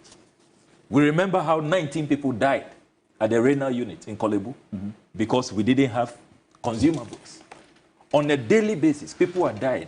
When the Honorable Okoboy appeared before the Assurances Committee this week, he told us that the last time the government of Ghana did a re-equipping of our hospitals was in 2011. Can you believe that? 2011. 13 years ago. So they are now, and we encourage him to hurry up, they are now putting together a new program to re-equip our hospitals. The last time there was a national re-equipping of our hospitals. 2011. 2011, and I know it because I regularly have to collaborate with NGOs abroad to import medical equipment. Else, people will just die in my constituency. You know, we don't have the medical equipment. 2011. So let's put this figure in context and what all of these huge sums which have gone into this dubious transaction, what it could have done for the health sector, just the health sector alone. Now, I also have here, I'm still laying foundation, putting this matter in proper context. I hold in my hands the annual public debt report. And viewers, you will be shocked at some of the quantums, the sums that our president, vice president, finance minister go around the world begging other governments, other banks to support us with in loans. Loans. This is the annual public debt report. 2022. Sunyani Water Expansion Project, Phase 2. We went for a loan of only $18 million. Loan? Yes, loan for water. We say we didn't have money for water, so we went for a loan. Kolebu Teaching Hospital Project. We went for a loan, $19.2 million from Standard Chartered Bank. Construction of 5 general hospitals at Osiem, Asinkushia, Doma, Akwamu, Wafi, and Kutre. We went for a loan of $77.6 million. We said we didn't have the money here. We went for a loan. Construction of 5 general hospitals in Bolgatanga. We went for a loan, $39.5 million. It's all here. 37 military hospital expansion. We said we didn't have the money. $84 million. That's also a loan. A loan. Which we are paying with it. All of this are below the $108 million that we are giving to these, people with familial ties to the president's, family. West Africa Food System Resilience. To feed ourselves, we said we didn't have the money. We need a loan from the World Bank, $2.8 million. So these are the sums. The sums we go and borrow. That always we are called upon to come to Parliament to approve. Establishment of assembly plant for agriculture inputs in Ghana, $24.9 million. Green credit line from Federal Republic of Germany, $23 million. I can go on and on. See the paltry sums. We go about begging. And you see our presidents, they are kneeling, they give them all kinds of conditionalities. Sometimes they talk to them anyhow. I have not seen the president kneel before. Oh, are you in this? You even hear how they tell them that, look, some legislations you can't sign when it's about your values, LGBTQ and all of that. Do you know why some of those legislations could not be signed? It's because of these sums. So let us put the figure in context. $108 million. Okay. That is what we are discussing. Now let me come to what the scandal is about. So I intercepted these documents where the Honorable Ken Oforiatta, on the 9th of February, signed a letter, 2 letters, one to the health minister, and another to the Control Accountant General that same day. So I don't pull you back. Before you go on to this, the material facts of the issue, the document that I have, which you gave me, the invoice register, the specific reference to the 120.7 million, over 120.7 million that per the date of 23rd of February 2024 was, as you indicated, paid to Service Ghana Auto Group Limited. The narration I see is this 120.7 million Ghana cedis is the release of funds for the establishment of letters of credit to procure spare parts for 307 unit ambulance vehicles. I'm listening to the health minister saying, yes, letters of credit indeed have been issued, but no payment has been made as yet. That was what he said before you. Does the LC's issuance means essentially the payment has been made? Because this is the same matter in this Atufosing. When an LC is issued, the finance minister gives an instruction to the Control Accountant General, and he proceeds to release the funds. It is lodged at the Bank of Ghana.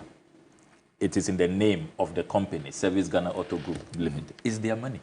They can go for it anytime. It's been released. See, but as of now, if the minister says let me read the dollar has been paid. Let me read the letter from Ken Oforiatta. I think it will put everything in perspective. 9 February 2024, and it's signed by Ken Oforiatta, as you can see. Please refer to the Ministry of Health letter number MOHK 0317/17/01, dated 6 December 2023 on the above subject. Authority is hereby conveyed to you to release the sum of $10 million to the Minister for Health to enable him pay for the procurement of spare parts for 307 Mercedes-Benz Sprinter 305 CDI ambulances. I see.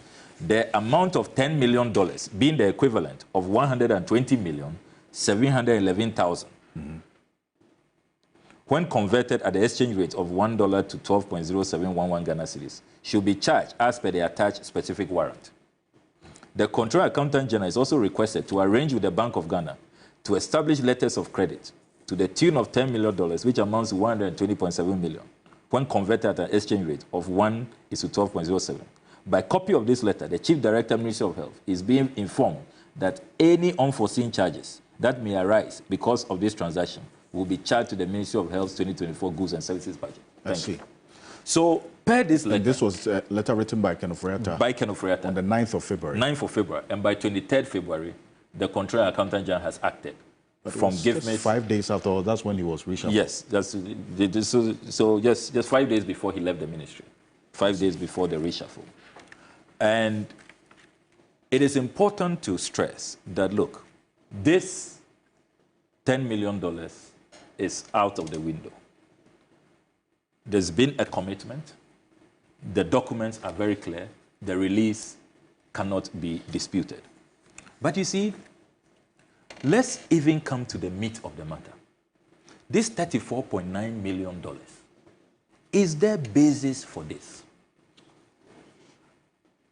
Fundamentally, before any release of funds, you need parliamentary approval. The Ghanaian constitution is very, very clear. Very, very clear under Article 178, and we all know that. No money shall be withdrawn from the consolidated fund, except A, to meet expenditure that is charged on that fund by this constitution or by an act of parliament.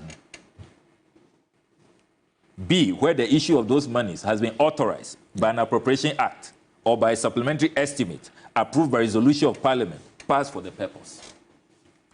So, under the Ghanaian constitution, we all know that no funds can be released if you don't have parliamentary approval. When the Honorable Health Minister appeared before us, we asked that question.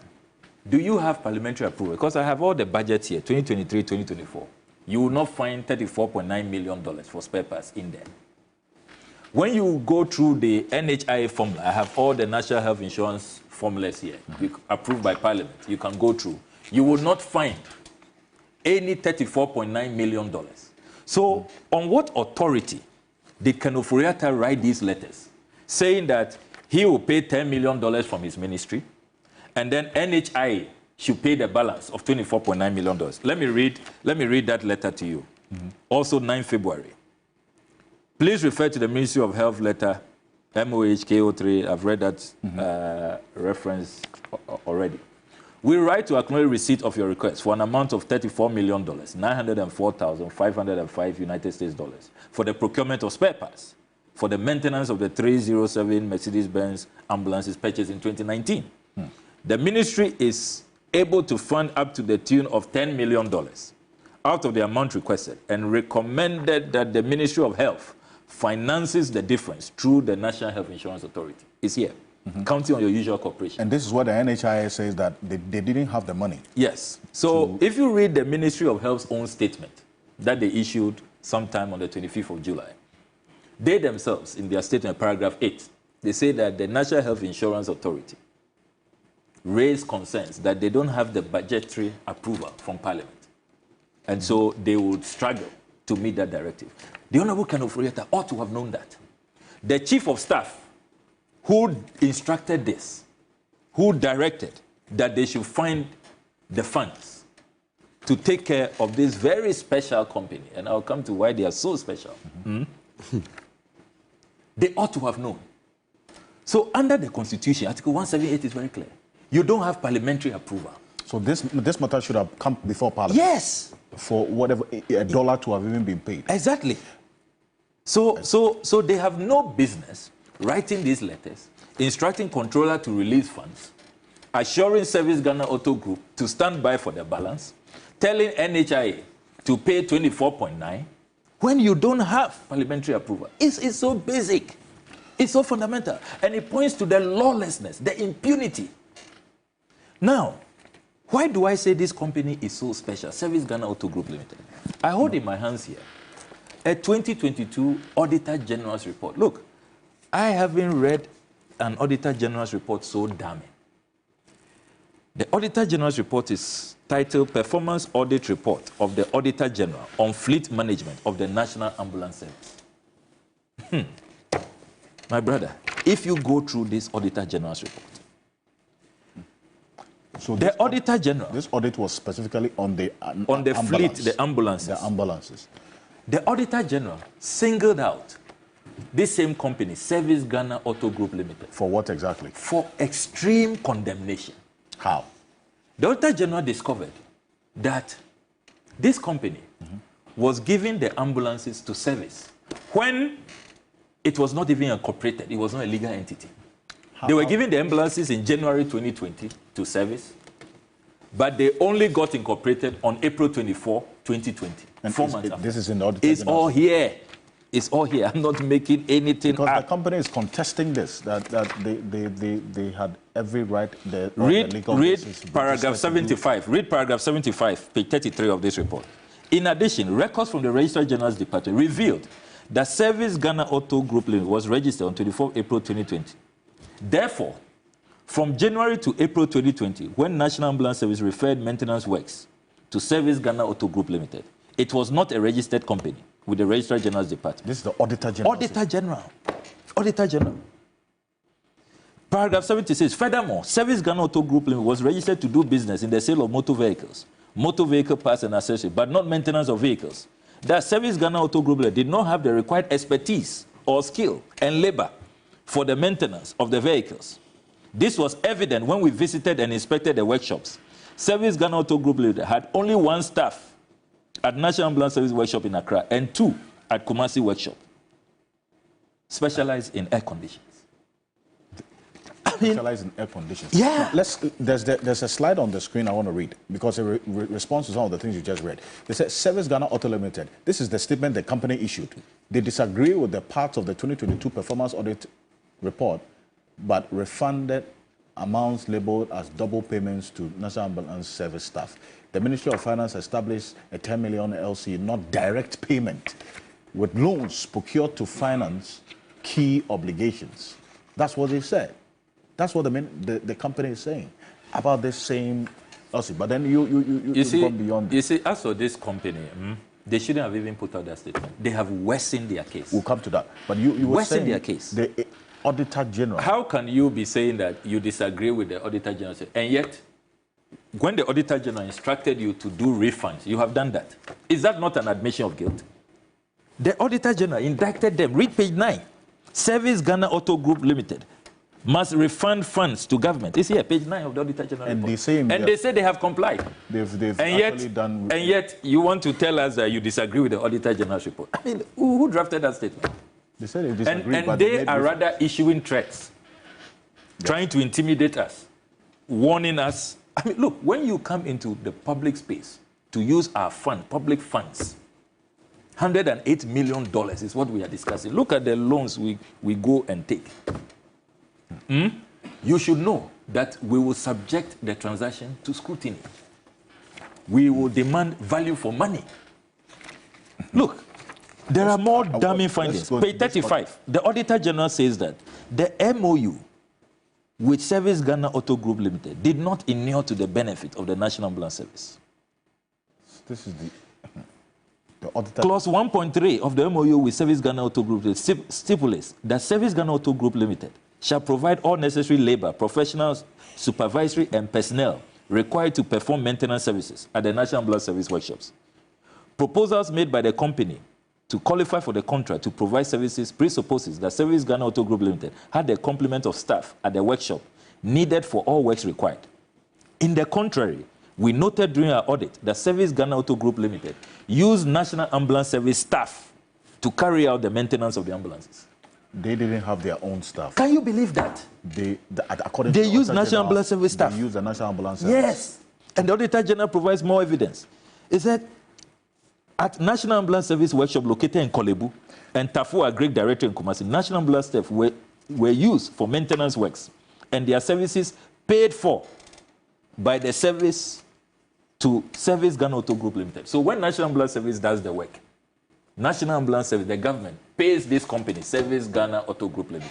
So, if the National Ambulance Service had the competence and the manpower to do the work, then why was the company engaged to do the same work?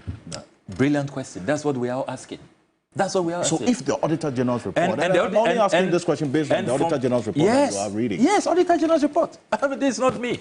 So if I'm the one saying, you can say, maybe I hate the company or its partisanship. This is Auditor General. That the company... The Public Account Committee of Parliament has already sat on this. Everything has been confirmed. When you go through this Auditor General's report, the management responses, they couldn't challenge any finding of the Auditor General. They accepted everything.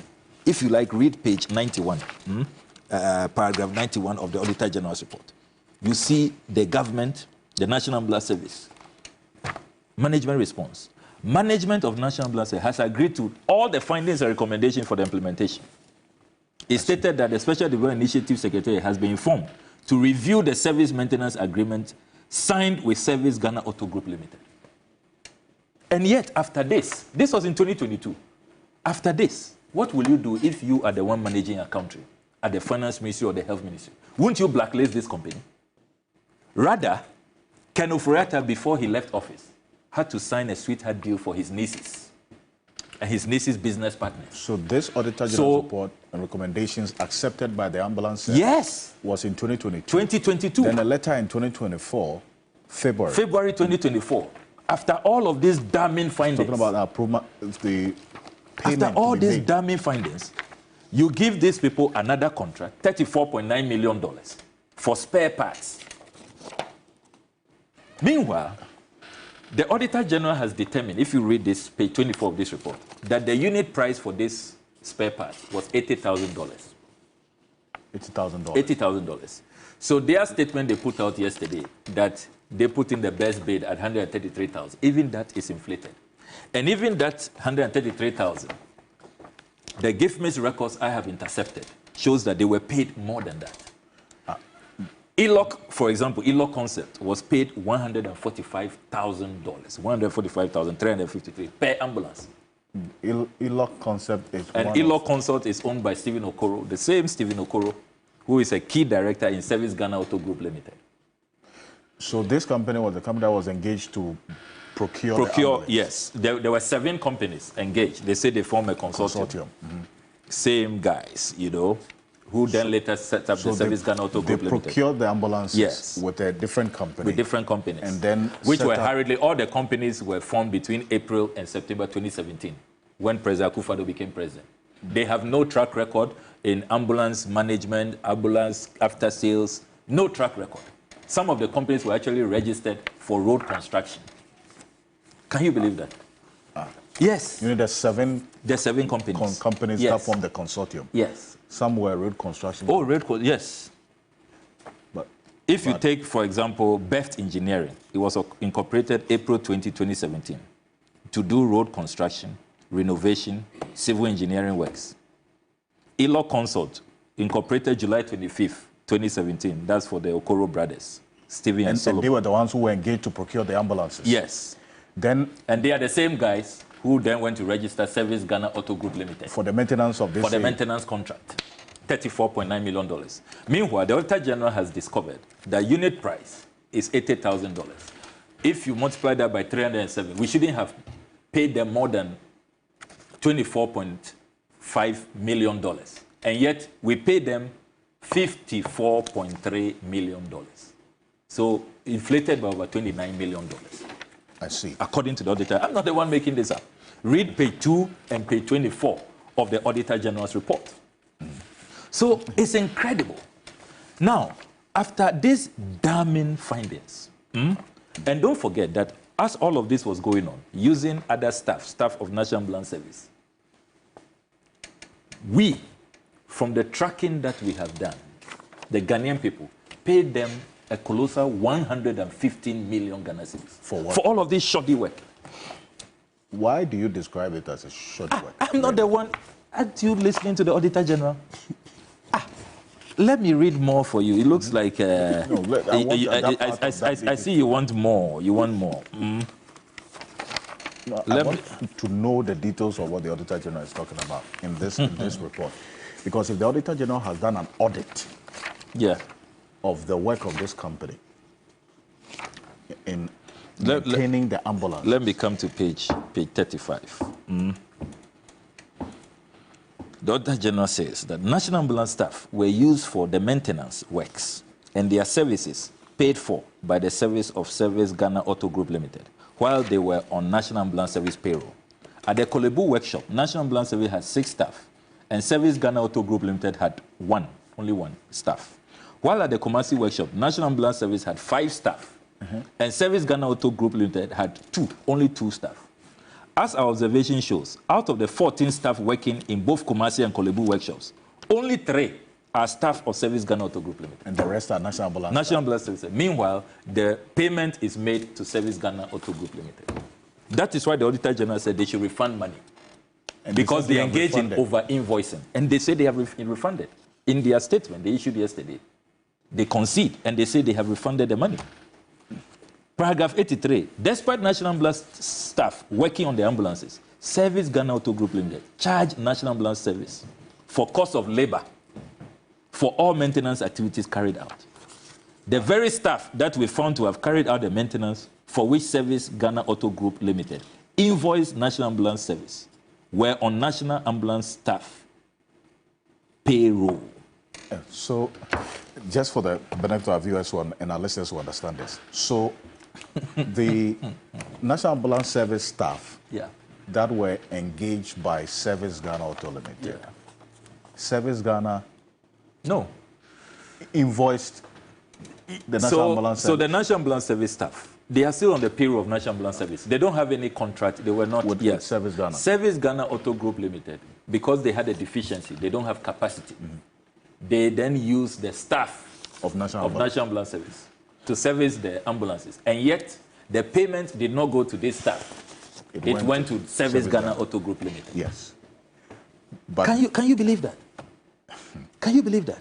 And that is why the Auditor General concludes that this contract is not in the interest of Ghana. That they have to refund money. That they have engaged in over-invoicing. Over-invoicing. It's a senior lawyer here. Over-invoicing is fraudulent. It's a crime. It's all here. In the Auditor General's report? In the Auditor General's report. Okay, so after this, how on earth will anybody give them a $34.9 million contract for spare parts? And you see, you break it down, $34.9 million divided by 307 ambulances. It means we are going to spend $113,000 per ambulance. An ambulance which costs $80,000, fully equipped. The spare parts is more than the cost of the ambulance. Hey! I mean, what republic is this? And one republic? And one same republic? No, so they fully fitted ambulance. Yes. It's 80,000. Let me read page 24. Let me read page 24. I'm not the one saying this. Page 24 of the Auditor General's report. I've read this Auditor General's report so many times because I can't believe it. It's like a blockbuster movie. You know, I've never read anything like this in my life. Never. The premium per Mercedes-Benz Sprinter ambulance was $8,000, based on 10% on cost of $80,000 per Mercedes-Benz Sprinter ambulance. So the cost per ambulance is $80,000. And yet, when you come to page 2, the Auditor General discovers, page 2 of this Auditor General's report, that Ghana was billed. We paid 54.3. Let me read the whole paragraph. In 2020, government procured and distributed 307 Mercedes-Benz ambulances at a cost of $54.3 million. These ambulances were allocated to 275 constituencies or ambulance stations in the country. I mean, can you believe that? So this $80,000, maximum $25 million should have been okay, should have been fine. Let's even get to $30 million. And yet, we paid 54.3. And this is just procurement, inflated. Then you come to the service between 2020 and 2023. We have spent $150 million. They were not using their staff, using National Ambulance Service staff. They were engaging over invoicing. They didn't, even under the contract, they were supposed to provide garages. In their own statement yesterday, they admitted that they don't have any garage in Takoradi, they don't have any garage in Ho. They claim that it's because of land litigation. Then, another observation. If you read their statement carefully, they say that the ambulance... Because you're making reference to the statement from the company.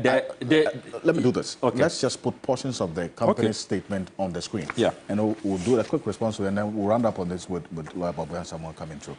So let's put the portions of the Service Ghana Auto Limited statement that they issued in response to, that's SGAL. It says, first, the procurement process for the 307 ambulances was competitive, not sole sourced, with the consortium choosing on merit. So then they put out the 7 companies that form the consortium. 2, the Ministry of Special Development Initiatives initiated the tender process in November 2018. Out of 16 companies, the consortium emerged as the lowest bidder with $113,000 per ambulance. $133,000 per ambulance. Also, technical officers from National Ambulance Service, Ghana Health Service, and other ministries conducted comprehensive on-site inspection in Turkey and Amsterdam. SGAGL, the Service Ghana Auto Group Limited, was incorporated on April 24, 2020, after the initial contract, countering claims that the contract was awarded before its incorporation. SGAL disagreed with parts of the 2022 performance audit, but refunded amounts labeled as double payments to National Ambulance staff. The Ministry of Finance established a 10 million LC, and in fact, it's quite a lot that they put out. And Alfred, have you noticed the litany of contradictions between this statement and the Ministry of Health statement? If you read their statement, they are saying that they were given the after-sale and servicing contract in December 2019. Yes. When you read the Health Ministry statement of 25th July 2024, the first paragraph, the Health Ministry says that on September 10, 2020, the Ministry of Special Development Initiatives signed a contract with Service Auto Group Limited with the provision of after-sales service and maintenance for 307 Mercedes-Benz Sprinter 315 CD ambulances. Sure. So is it December 2019 or September 10, 2020? And indeed, this September 10, 2020 is confirmed by the Auditor General. Yeah. So the Auditor General says September 10, 2020. Meanwhile, the company says that as for them, since December 2019, a year earlier, they had their contract. Can you believe that? I mean, what's going on here? Nothing adds up. Total confusion, total mayhem. I mean, and the level of dishonesty. Look, they claim that they put in the best bid, 133,000 per ambulance. And they also say that the ambulance type was varied. So they were paid for 4x2s and not 4x4s. It's all in the statement. Yeah. The intercepted payment vouchers, and I'll share copies with you here, exposes another blatant falsehood by Service Ghana Auto Group Limited. I see. The intercepted payment vouchers show that Ghana paid them for the higher specs, the 4x4, not 4x2. It's here. Particulars of payment.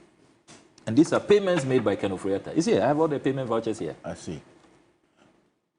Being payment of 40 number 4x4 Mercedes-Benz Sprinter 316 CDI ambulances. 4x4. But the company says in their statement that they were paid for the 4x2. 4x2. Then it is also not true that their bid was 133,000 per ambulance.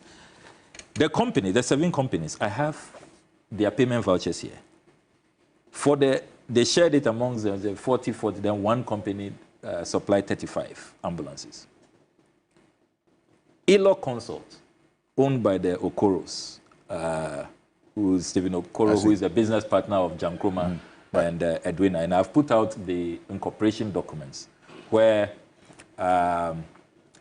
Stephen Okoro and Jankroma Akufo-Addo set up SFO initiatives. But I want us to get there quickly, and so you conclude on this matter. Good. So, so the payment vouchers reveal that all these companies were paid between 24th and 27th December 2019. The Bank of Ghana exchange rate at the time was $5.5 cedis to $1 to $1. If you do the exchange rate, the 32.2 million that they were paid for the 4x4 Mercedes ambulance comes to 145,353 United States dollars. That's for Elo Consult.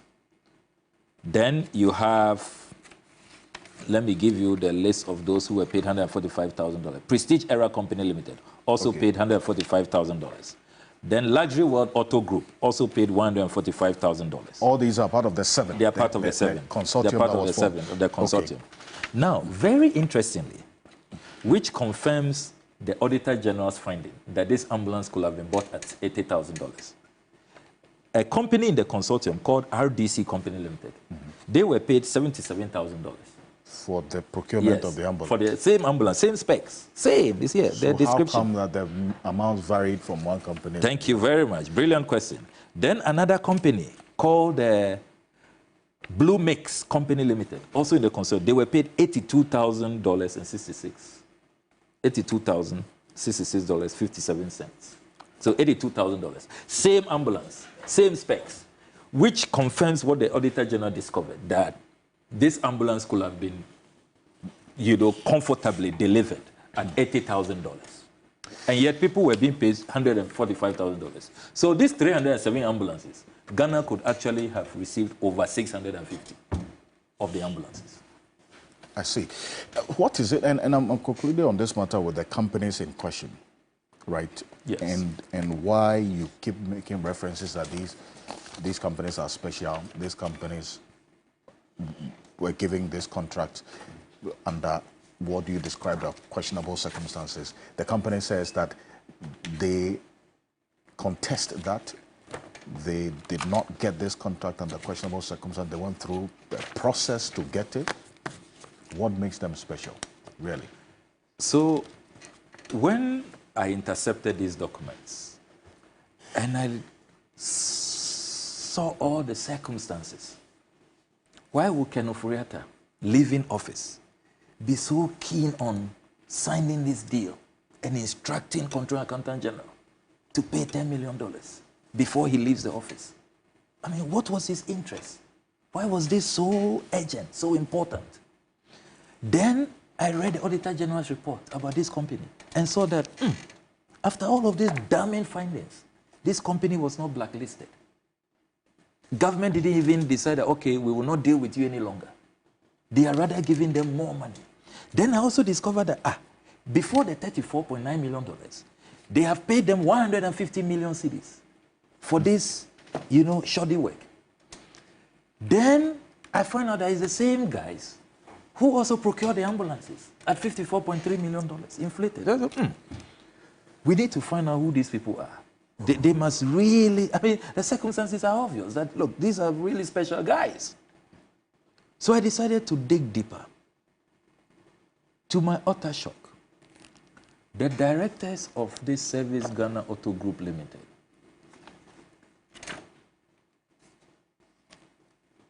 the directors,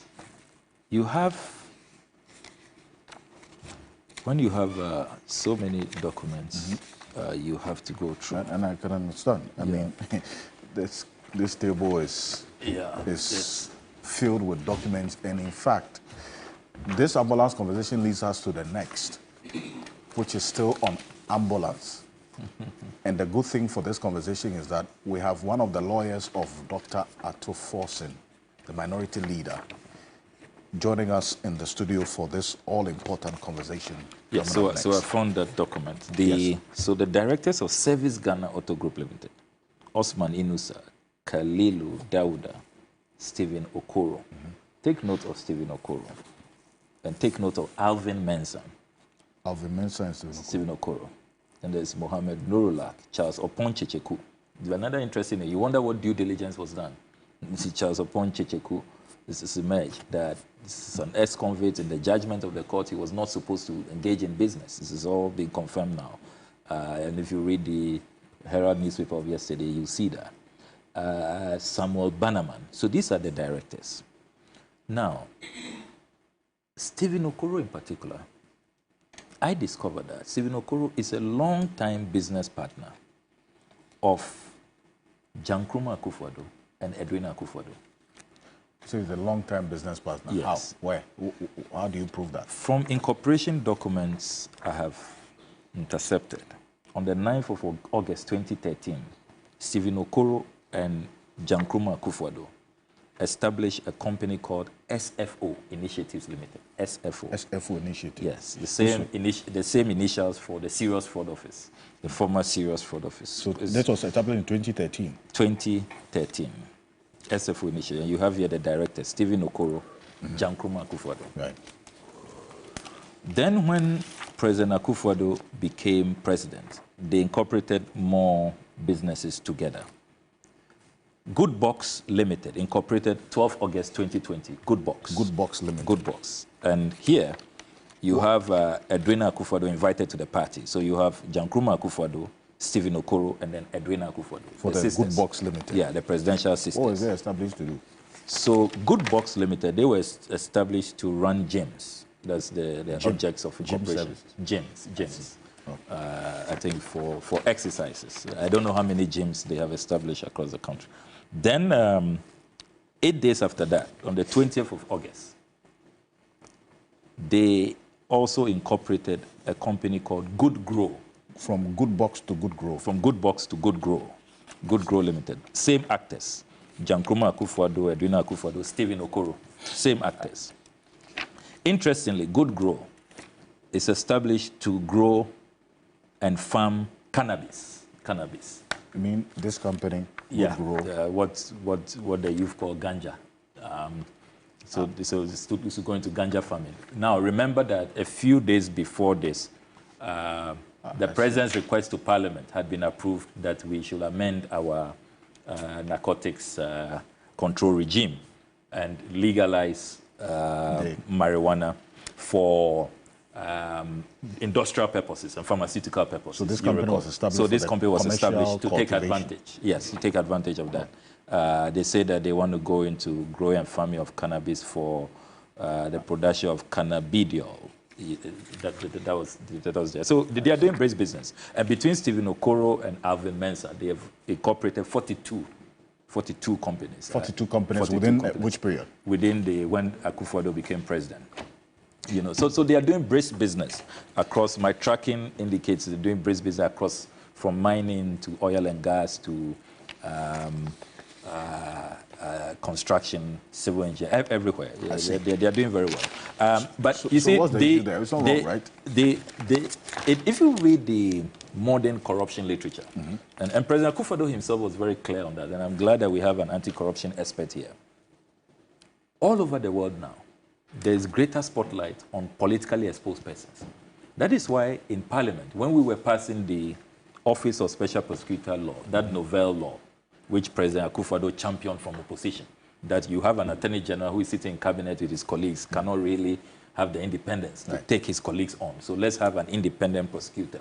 You know, in the law, we place emphasis on politically exposed persons, people linked to politics, because the corruption literature reveals that they are able to peddle influence, they are able to have, you know, access to decision makers. They themselves really become part of the decision-making processes. Indeed. So politically exposed persons everywhere in the world. That is why President Akufo-Addo himself, when he was running for president, told us that he will not run a friends and family government. You remember? He said that. Right. That his family members will not be awarding contracts or will not be receiving contracts. He said that. If viewers Google, you'll see it all over the place. Okay. You know, the president was very emphatic about that. So this is worrying.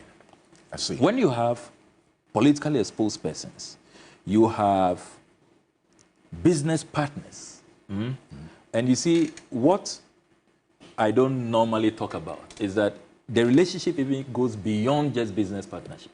Indeed, Stephen Okoro gave the president his first grandchild. I mean, we cannot prove. No, I know that for a fact. So, we are talking about. We cannot independently verify that. Well, yes, because you haven't even attempted. Indeed, because you haven't attempted to independently verify. So now that you have said, we will. Yes. But as of now, we cannot. No problem. I give you that right. But just go and check. And this is, I'm surprised, this is well known. And I mean, why? There's nothing wrong if people decide to make babies with whoever they decide. But the point is that the politically exposed linkage is very, very clear. You cannot run away from that. And that is why you then connect the dots and see why Ken Ofori-Atta will be so keen, without parliamentary approval, a flagrant violation of Article 178 of our Constitution, will still approve this $34.9 million unconscionable deal, instruct Controller Accountant General to make releases, and despite a damning Auditor General's report, they will proceed to engage these same guys who have let this country down in this 108 million. Think about the figure. I mean, 108 million.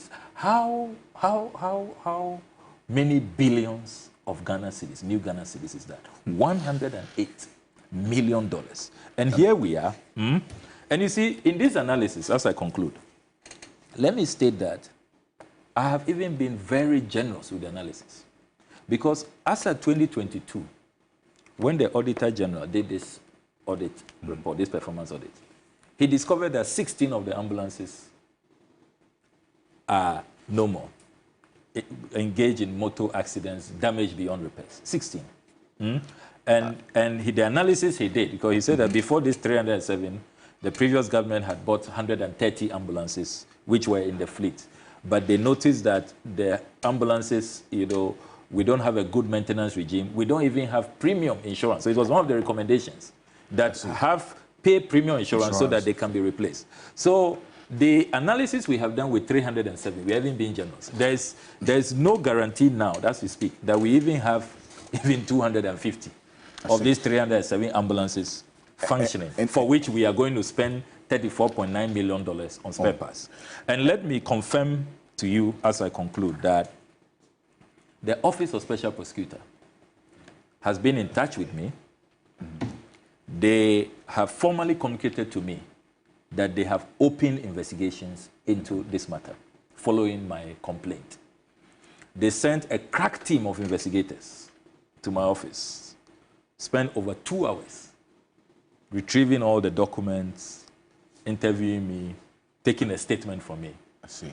And from what I gather, they are moving fast to stop, because in my petition, I said that, look, the $24.9 million balance is imminent. They want to pay that. So urgently, they must move in to stop that. Because my only motivation in doing all of this is to protect the public purse, to at least salvage what is left, stop the hemorrhage.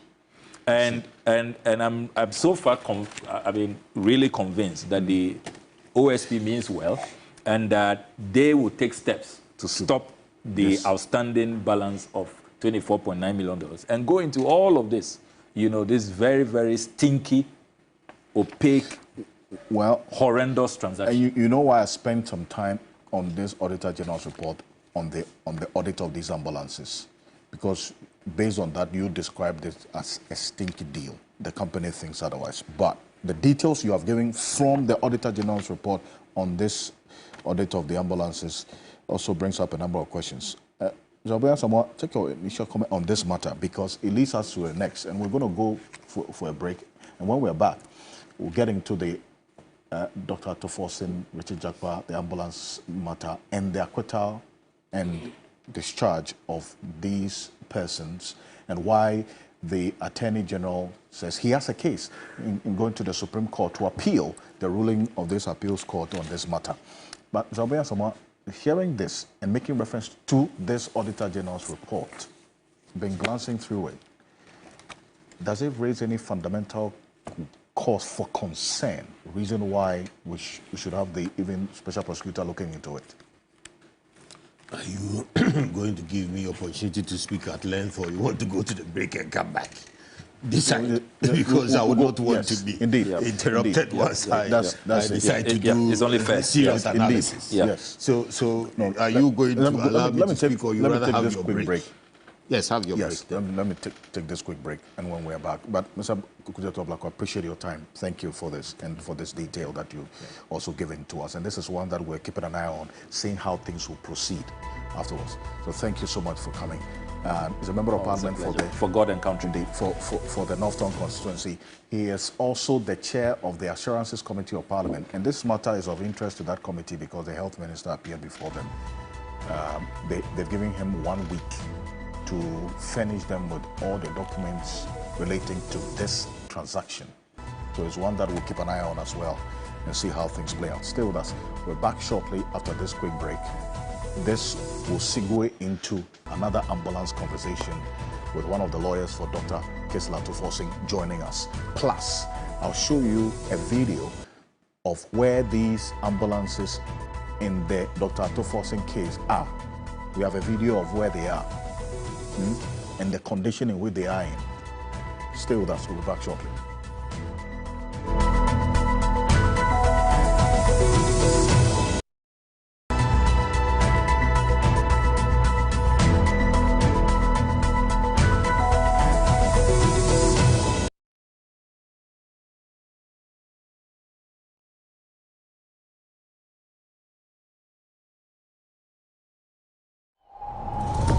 It's going to be the most extraordinarily emotional moment. She certainly has everyone's attention. She's made a slow start here. She came out ready to go. She's got the world record, and she has the world too. This Olympics, we're celebrating the gold in all of us. Stay connected to GoTV to watch our athletes go for gold in the Paris 2024 Olympics. Only on Supersport. GoTV. Love it. Dreaming of Asia with your family? Let's make it happen. Join Global Wings Travel and Tours for a 9-day all-inclusive tour of Malaysia and Singapore from September 9th to the 18th, 2024. Experience the best of Malaysia and Singapore. Visit famous tourist sites in both countries. Take car cable rides, try local foods, and relax in luxurious hotels. This incredible package includes return air ticket, Malaysia visa facilitation, 9 nights in a 4-star hotel, Rail, daily breakfast and dinner, all taxes, airport transfers, and travel insurance. Join Global Wings this September and create memories that will last a lifetime. Book now by calling or WhatsApping 0553 688 398 or 0550 188 181. PB Entertainment, in partnership with Cartel Multimedia, presents Atar Ayi, the Jamestown Gangster. I had an event, and someone recommended Chef Smart. I told him that I have 5,000 guests to feed. The D-Day came. He fed only 50 people. Smart! Chef Smart! Tapoli! Babi! Where? I beg. That means it's true. Compare baby everything. You need the end.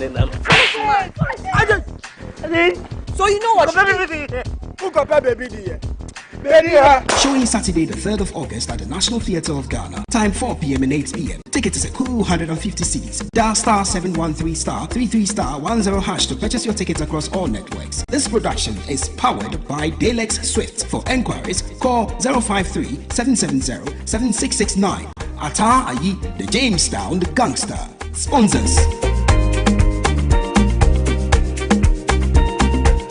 The news never stops. If it's not breaking, developing, the news lends itself to significant analysis, broad context through explainers, and the features that give stories more life. That's what we offer on Weekend Central.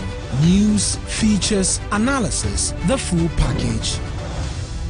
Weekend Central, Saturdays and Sundays at 12 p.m. on TV3. TV3, first in news.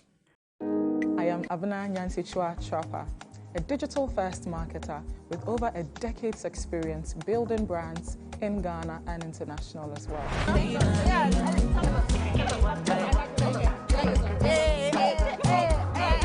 What do you think about content creation in general? When it comes to building your content and knowing the audience, it starts with your objectives. As a professional, when you do set up content creation as your main bread and butter, you should think beyond Ghana. Some brands are huge on engagements. If your following is not as much and you have engagements, that is what they are in. Some people, it's just the following.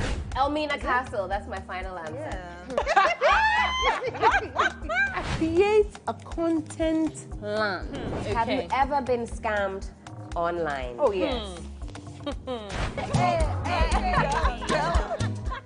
The Ladies Circle shows this Saturday at 6 p.m. on TV3. Brought to you by Yaz Sanitary Pad, MTN, Yaz Toothpaste and Brushes, Alive Soap, Woodin. Get ready for the ultimate showdown, Ghana's Strongest Grand Finale. Date is August 4th, 2024. The venue at the Legon City Mall. Time is 3 p.m. sharp. Get ready for an electrifying experience as we reach the pinnacle of strength and determination at the grand finale of Ghana's Strongest. Meet your finalists. Abbas Salou, also known as Fit Salou. Bismarck Simpson, aka Venom. Ebenezer Amos, aka Chile. Female contestants: Charlotte Chawe, Gifty Amuzu, Doris Nate. Bring your friends and family for an unforgettable day of excitement and celebration. It is free. Ghana's Strongest. The power to do. Brought to you by Deluxy Acrylic Paint, Kivo Foods, Drugnet, Mixi Choco, Chano Hot, Frutelli Calipo.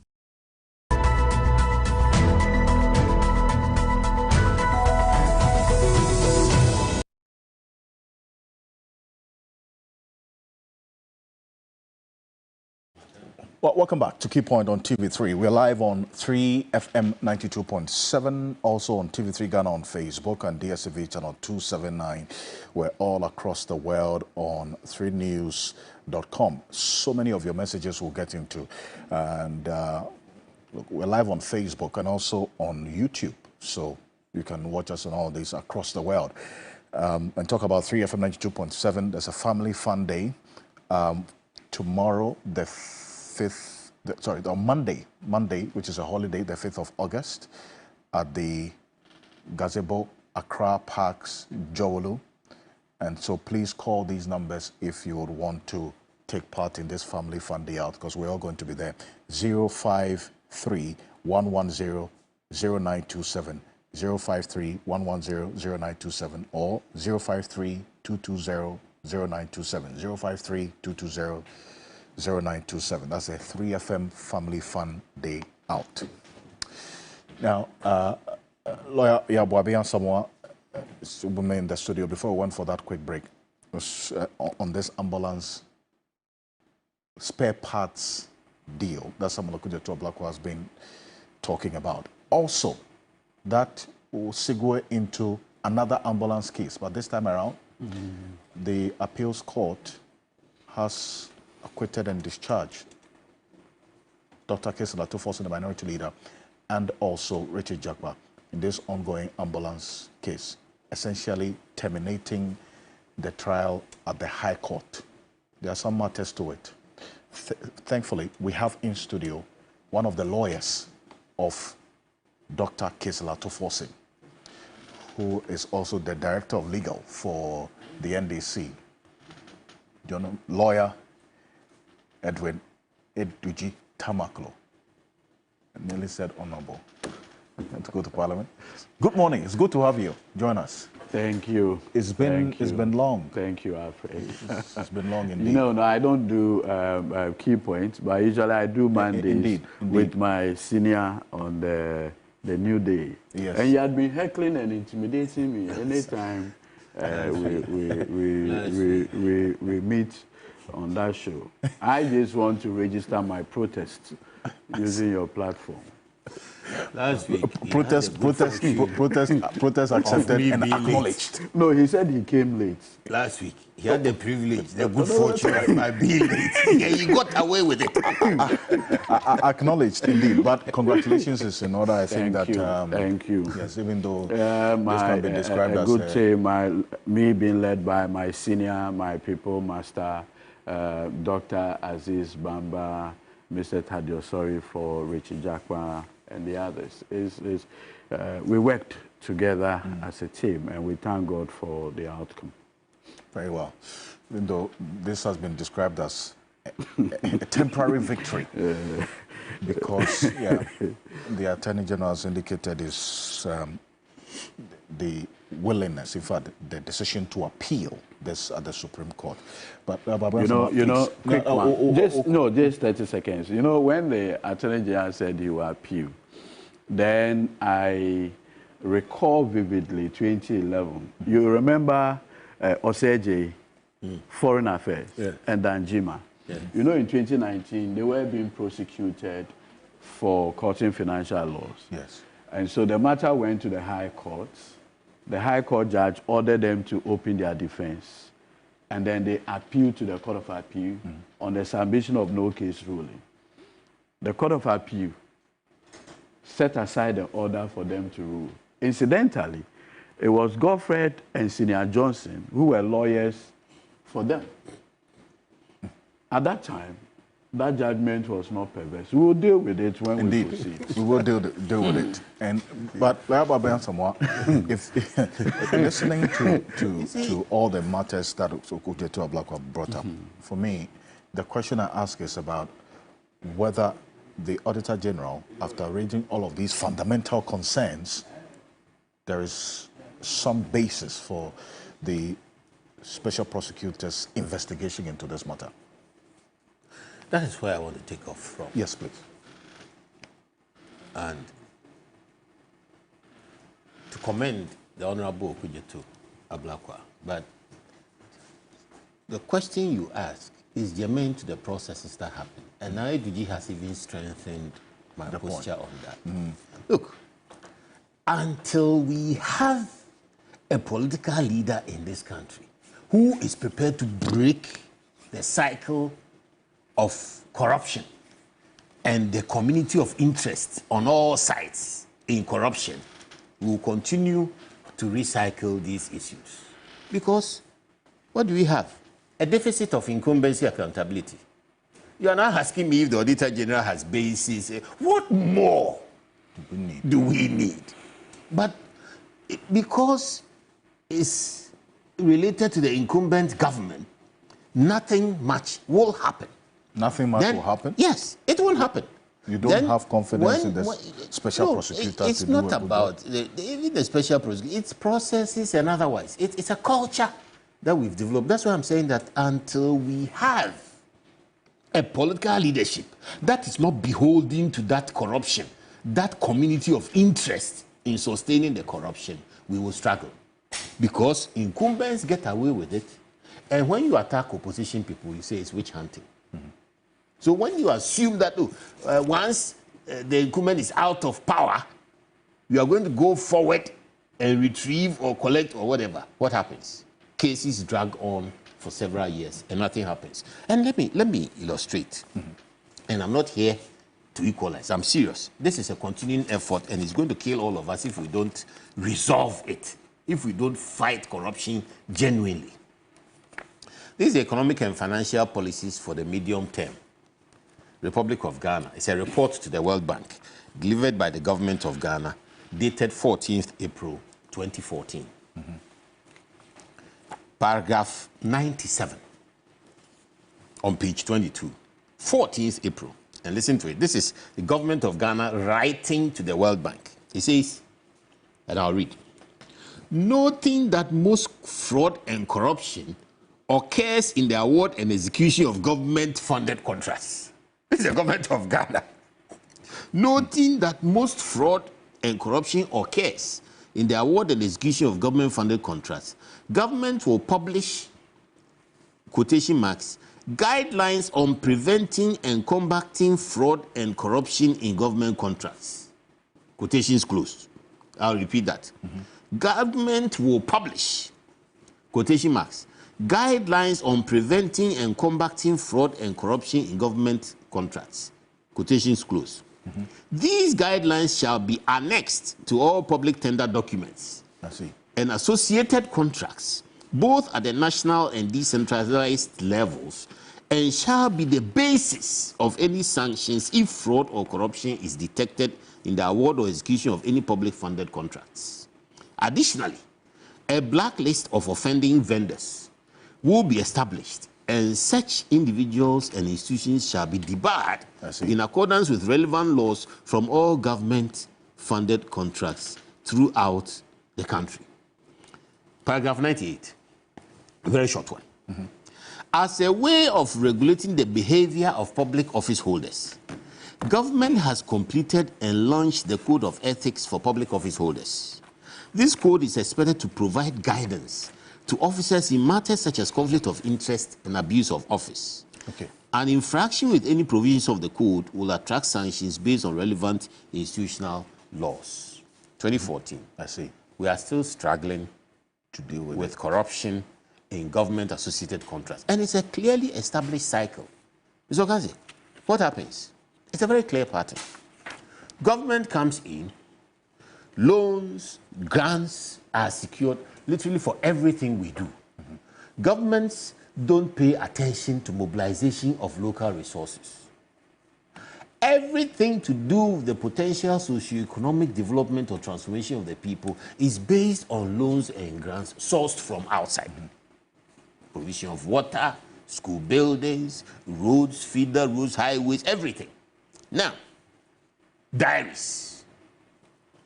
Then what happens? The money is siphoned out of government accounts through sole sourcing, rigged procurement processes, and judgment debts. That's the bottom line. So it's a cycle. It's a cycle. It's a cycle. Government comes in, government borrows, takes loans, small loans, take grants, take everything with the pretext of going to invest those monies in provision of socio-economic services and to boost activities. So everything that we do, government is babysitting us. Government provides the roads. Government provides the hospitals. Government provides the schools. Government provides the water. Government provides electricity. Government provides everything on the assumption that it's supposed to take care of all of us. Government never attempts to raise money elsewhere except through these loans, grants, and otherwise. Its taxes end up being consumed in the process, but the taxes are barely enough to do anything for that matter. So what happens to these loans? The next step, after procuring these loans with beautifully crafted documents, and I'll show you how beautifully crafted the documents are.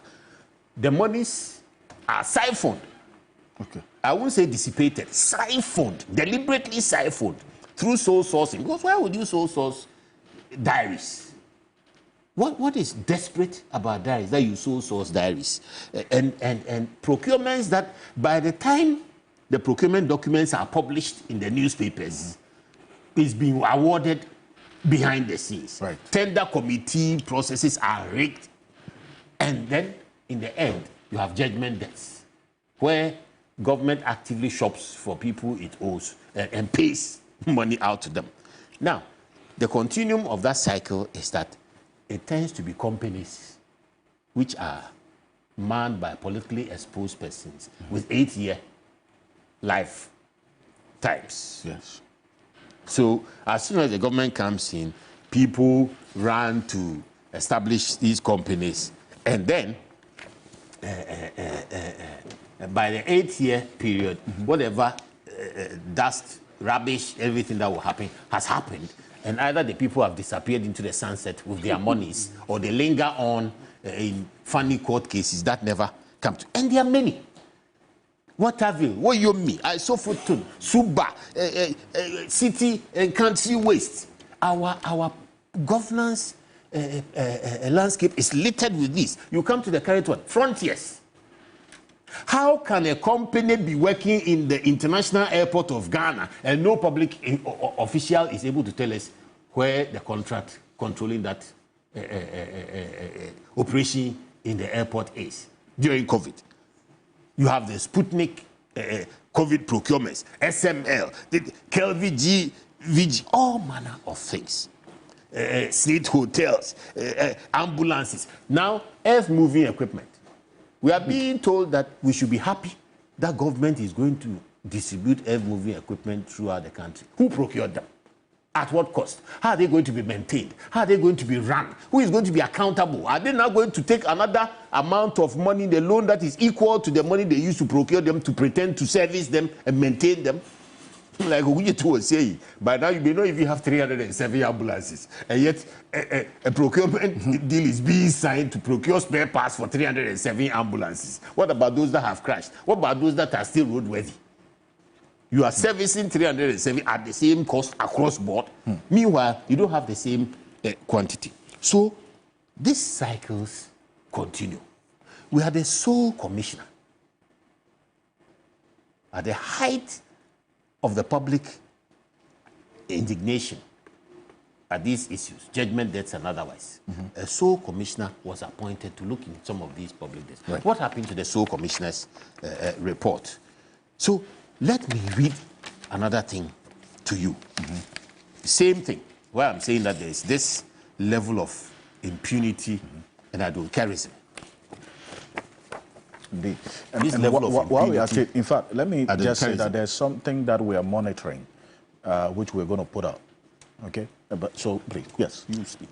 Okay. I want you to. So, when you go to November 23, 2013, listen, the Public Interest and Accountability Committee, which is looking after our oil monies, it said that in the 2012 budget, 100 million cedis was allocated to expenditure and amortization of loans for oil and gas, 232 million to road and infrastructure, 72 million to agricultural modernization, and listen, 112 million to capacity building. 112 million. And that word, watch it carefully, capacity building. It means monies to be shared and spent on workshops and first-class travel and all that. Now, these same monies that had been allocated this way already, this is the way it was dispersed. 113 million allocated to administration, out of which 65 million was allocated to Office of Government Machinery, 5 million to Parliament, 15 million to Local Government Ministry, 130 million to Ministry of Energy, 70 million to Ministry of Transport, 22 million to Ministry of Sports. The monies were not spent for the purposes they were allocated. And this is a recurring thing. It cuts across the different administrations. So what we are saying, because you are in a hurry, it's unfortunate I'm not able to conclude effectively. What I'm saying is that this organized pattern of impunity and corruption can only be broken by a leadership that is not beholden to any of the parties. Because the parties are entrenched machines that have an interest in managing and maintaining these corrupt activities. Because they have that clear cycle, and they will always implement the cycle. They will scream when they are in opposition, and they will chop when they are in government. This morning, listening to my learned senior reminds me of the experiences of Saul when he was the prosecutor, Saul the persecutor, Saul the lawyer, when he was doing all the... I remember some of the press releases from him when he was director of communication. I was director of communications. And no, I'm just saying of that the NPP. In all of this, he had not recanted the things that were signed and issued by him. I am happy of the change in hearts, change in disposition. It is not personal. You don't try and personalize no, it. It is a system. It's a systemic system. I'm saying that. I would have issued press release. You know why? It's a system. No, you know why? It is happening during the NDC. It is happening during the NPP. Do you know why? None of the parties is exempt. When I listen to it is not personal. When I listen to my learned senior, do you know why I was a bit worried? Because you see, his previous life, he was seriously an anti-corruption crusader. And have I changed? No, hold on. I'm begging. If you want to make it personal, I want to assure you that as I sit here, I'm not corrupt. I will not be corrupt. I will never take something that has not belonged to me. I know. I don't have that record. On this I'm a man of integrity. On this platform, I cannot say I have any evidence that you have engaged in any corrupt act. I am just looking at how spirited you are. And the consistency. Because I'm saying that in your previous life, you were an anti-corruption crusader. Okay. Then you came to power as special assistant to the then vice president, may he so rest in peace, Ali Muhammad. And subsequently, I've read your press releases. I am only worried that would you remain with that consistency and not change from your anti-corruption crusader when you came to government, subsequently becoming director of communication. That's my only worry. I cannot make any claim on that. He says I am focused. I am focused on helping to build genuine integrity in this country. Perfect. Therefore, if institutions don't stand up, individuals like what Okujetu is trying to do, only fall flat. Perfect. Institutions must stand up. Quality institutions. And we'll come to that. And I will state the kind of institutions that Mr. Chemati intends to build. Rightly so. And it's some 25 minutes top of the hour. And this point you just made leads us to this. This is what happened in Parliament on Tuesday after the appeals court ruling on this Kesalato forcing and also Richard Jakpa being acquitted and discharged by the appeals court. Haruna Idrisu had this to say for and on behalf of the minority in Parliament. We'll hear from the majority leader as well, Alexander Penyomakin. Take a look.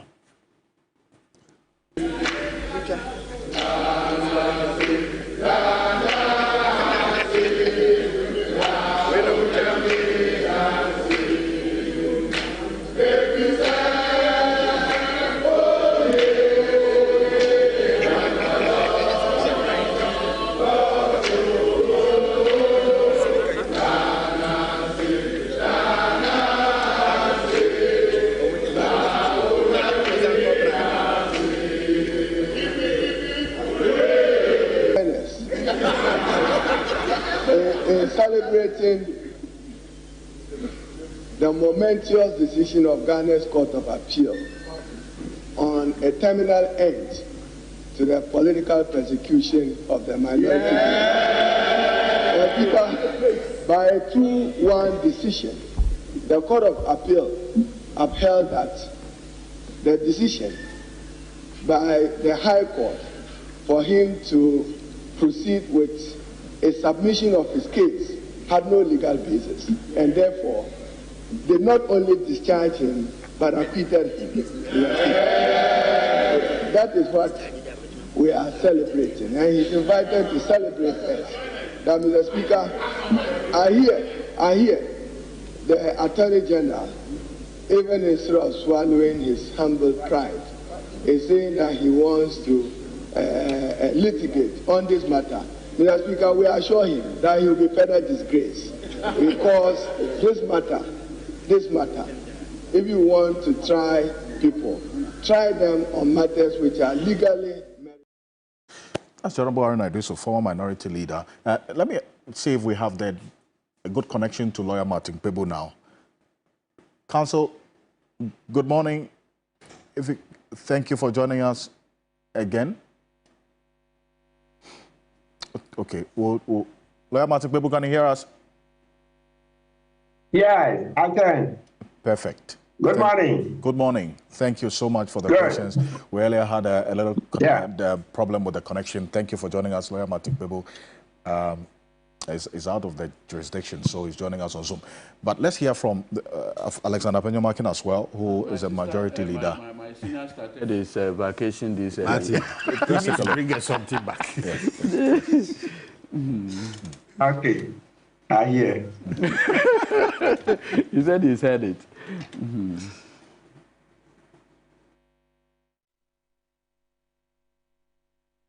No. Now the details have been made known to me. I would want to say that it's a day to celebrate the tradition.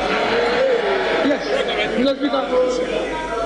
Except that, Mr. Speaker, we have to be very consistent as a political class in our celebration of the judiciary. Mr. Speaker, I agree with the position taken by the Honorable Harry Idris. No executive arm of government can manipulate the judiciary arm of the realm. Mr. Speaker, it must never be said, that the judiciary is under the control of the executive. Mr. Speaker, Honorable Harry Idris is a courtroom practitioner, just as I am. You were a courtroom practitioner. One of the things that we were taught at the bar was to accept the decisions of the court. And when we are not happy, we should go up. And that is how we enrich the law. So I think that in his celebration, he shouldn't use this as a forum to attack the Attorney General, who has no right of audience here. Well, says he congratulates Dr. Kesela Toforsen for this victory. That's Alexander Penyomakin there. Well, the Attorney General has also indicated he's going to appeal this. But let's take you through the timelines of this ambulance trial. It started January 2022. Dr. Kesela Toforsen, businessman Richard Jakpa, and former Chief Director of the Ministry of Health, Sylvester Anemana, slapped with multiple charges, including causing financial loss to the state. And also, March 2023, the High Court ordered all three accused persons to open their defense after it found that prosecution has made a case against them. All three proceeded to challenge that ruling at the Court of Appeal. So it is this ruling on March, that's in the month of March 2023, for these three persons to open their defense that now was appealed and then the ruling given. March 2024, the Attorney General discontinued the case against Dr. Amenama for a number of reasons. He's out of the country. July 2024, the Court of Appeal, as we do know now, set aside this High Court ruling on the submission of no case. And look, we'll give you, this is the Attorney General indicating that his intention to appeal this ruling. He says that the decision of the Court of Appeal is grossly unfair to the nation and inimical to the fight against impunity and abuse in the public office.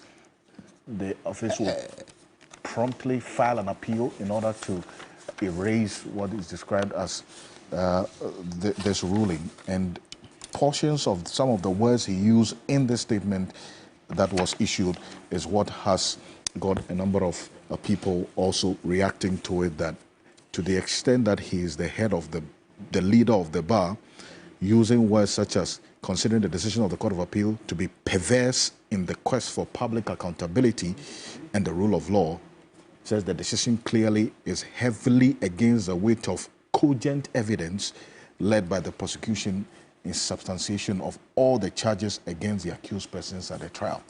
I'll start off with you on this matter because consistently you have indicated, that's after the May 23rd. Okay. Yes, just after the May 23rd revelation that some conversation had taken place between the Attorney General and Richard Jakpa. Richard Jakpa indicating that he was talking to the AG at very odd hours. You had indicated this case should have been discontinued a long time ago. Now this development, how does it strike you? Quickly. Yeah, so good morning once again to Gamante. Let me greet Kentucky, Tekuchu the second, right? And Mahini, and also Chief Justice Sophia Kupu, Yasantua is returned. She says she doesn't see any hope in the eyes of the youth, right? Yes. I hope the president is listening. After all the grandstanding that he will provide jobs. He sees now the youth are despondent. There's nothing for the youth. Okay? All right. So the quick thing about this decision is that, yes, it's a welcome relief. Locally, we say Abo Zege, right? Because, you know, the trial judge had disappointed us. This tape was enough. AG's damning this revelations in the tape were enough to stop the trial. But the trial judge failed to stop the trial. And so the Court of Appeal decision is, stellar. It's the more or less the savior. Yes, that decision has saved us the embarrassment. Because why in this world will you see an Attorney General do such a despicable thing, all the things he did in the tape, and the judge countenanced it and was giving some explanations here and there? It doesn't affect the case. I'm like, what, really? So the Court of Appeal is done the right thing. There's no way in this world. Nobody will countenance this level of depravity that the Attorney General exhibited in the tape. So it's good the Court of Appeal has ended all of this so that we can save the embarrassment. The court cannot be used for a witch hunt. You can't use the court processes to persecute your enemies, no matter how bad the facts of a case may look like. If a court sees evidence that is for a political vendetta, the court has to stop the trial. After all, in this case, they could have taken an adjournment. The Attorney General could have gone for the money, could have called back Big C that he sent away out of a lack of judgment. So there could have been indications so that once the tape was coming out, they'll give him a long adjournment so that he would engage Big C, get back the money, and then the trial will be stopped. Right, the AG has been responding to that position that you just made, that he could have gone in for the money when Big C came in to want to pay the said monies involved in this transaction. He said the manner in which the plea bargaining to pay this amount, as you referred to, came from Big C or was made, he said it was made by a party which was not, in fact, someone who was not party to the case, or a company that was not party to the case as was proceeding, to the extent that they were not directly a party to this case as a Big C. If they had, for instance, defaulted upon any agreement for a plea bargaining, how was he, as the Attorney General, going to hold Big C responsible, since they were not party to the case that was going on? Oh, listen, let me tell you, Mr. Ocansey, everything he said there is hogwash, absolute hogwash. Listen, let's not make a mistake. We are all lawyers, so we are all lawyers. It's not as if the Attorney General is the only lawyer. Let me show you. You don't always have to use only the plea bargaining law. There is a general law they use in the Attorney General's department. There is a handbook. His power to prosecute is not subject to the Plea Bargaining Act. No. he has a power to prosecute, and he has a power to file nolle prosequi, right? The Plea Bargaining Act only comes in partially, but it doesn't circumscribe the whole of that power. So once Big C is not a party, he was not going to use the Plea Bargaining Act. Big C didn't come to plea for anything. Big C was dealing with him as Attorney General, so he was not bound to use plea bargaining. As Attorney General, he can look at the public interest in the case and stop the case. The Plea Bargaining Act doesn't stop him. It doesn't stop him. Plea bargaining is for parties to a case. And so if you are not a party to a case, you can still deal with the Attorney General under his general powers. So that prosecutor's manual they have, they will tell you that, I have portions of it. Maybe there isn't time. Let's see if I can read portions. But it tells you prosecutor's manual, and that manual was developed when Marietta Blue Appiah was Attorney General. And even without the manual, it was still law. But I'm saying that the manual further states it. But you know, before the manual, they hand over the law to you in what you call orally, and then some of the court decisions. In that manual, they say prosecutor's manual. So you can check with any prosecutor in the Attorney General's chambers. They will tell you, I have copies of it. I will see. Let me make the point. If there's time, then we'll read.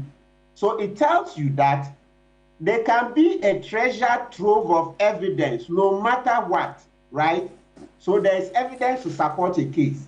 But when you analyze the case and you see that there is public interest in not prosecuting, yes, you can stop it. And it's not only in Ghana. Everywhere, I mean, most developed countries. And you know, that manual was developed, is the British who helped us, the Crown Prosecution Service. It's the British who helped us. If you want to understand that manual more, you can interview Alex Sebefia. He used to be a big man in the Crown Prosecution Service. He was a big shot there. So I'm sure he knows about how, when he was in the Crown Prosecution Service cases, they didn't prosecute, etc. So you let the British come, they help us to develop this manual, and then you throw it into the dustbin. In a case where you're saying that you don't like the vans, the seller says, I'm ready to pay for the vans. Then you say, no, you are not a party to the case. I'm telling you that what the Attorney General said is hogwash. It was just part of that political vendetta. So he'll be trying to put himself in the Plea Bargaining Act when nobody has told him that it's only the Plea Bargaining Act he can use to stop the case. So please, let it not be said anywhere that we couldn't have taken that money. Where this case is going, if Godfrey Dame doesn't get back to Big C to collect this money, I'm telling you, January next year, he himself, we are going to make a case against him. He will stand prosecution. He's going to stand trial for causing financial loss if he doesn't collect this money before he leaves office. I see. So you're saying that you're going to take on AG Godfrey Dame. You sue him for causing financial loss to the state, for rejecting this money from Big C to pay off? Absolutely. Why? Yes, we'll make a case. He would stand criminal prosecution. So if Godfrey Dame knows what is good for him, he should better get back to Big C and try to engage them so that he takes the money back. Or then they should go and fix the ambulances. Let's see that they are in good order. If not, everything is on his head. Everything rises and falls on Godfrey Dame's head. Absolutely. Absolutely. Because we can't allow that. Why? If he doesn't know the law, in any event, we've even said that he should get out of that office. So far, he's shown that he's not capable. You can win some cases, but the ones that require real judgment, like this case, you see that he's been faltering all over. He's been all over the place, showing that no, he doesn't have what it takes to be an Attorney General. He's just a partisan hatchet. Yes, Akufo-Addo says, try and get Atu off. I mean, like, get him into jail so that we'll go and do party primaries. That was all that he understood. So even when the dynamics were changing, he didn't know that, oh, let me tell Akufo-Addo that, listen, this thing, it won't work. Let's just retrace our steps. Let's collect the money and close the case. No, he was just heedless. Boss says I should go on. The tape says it all.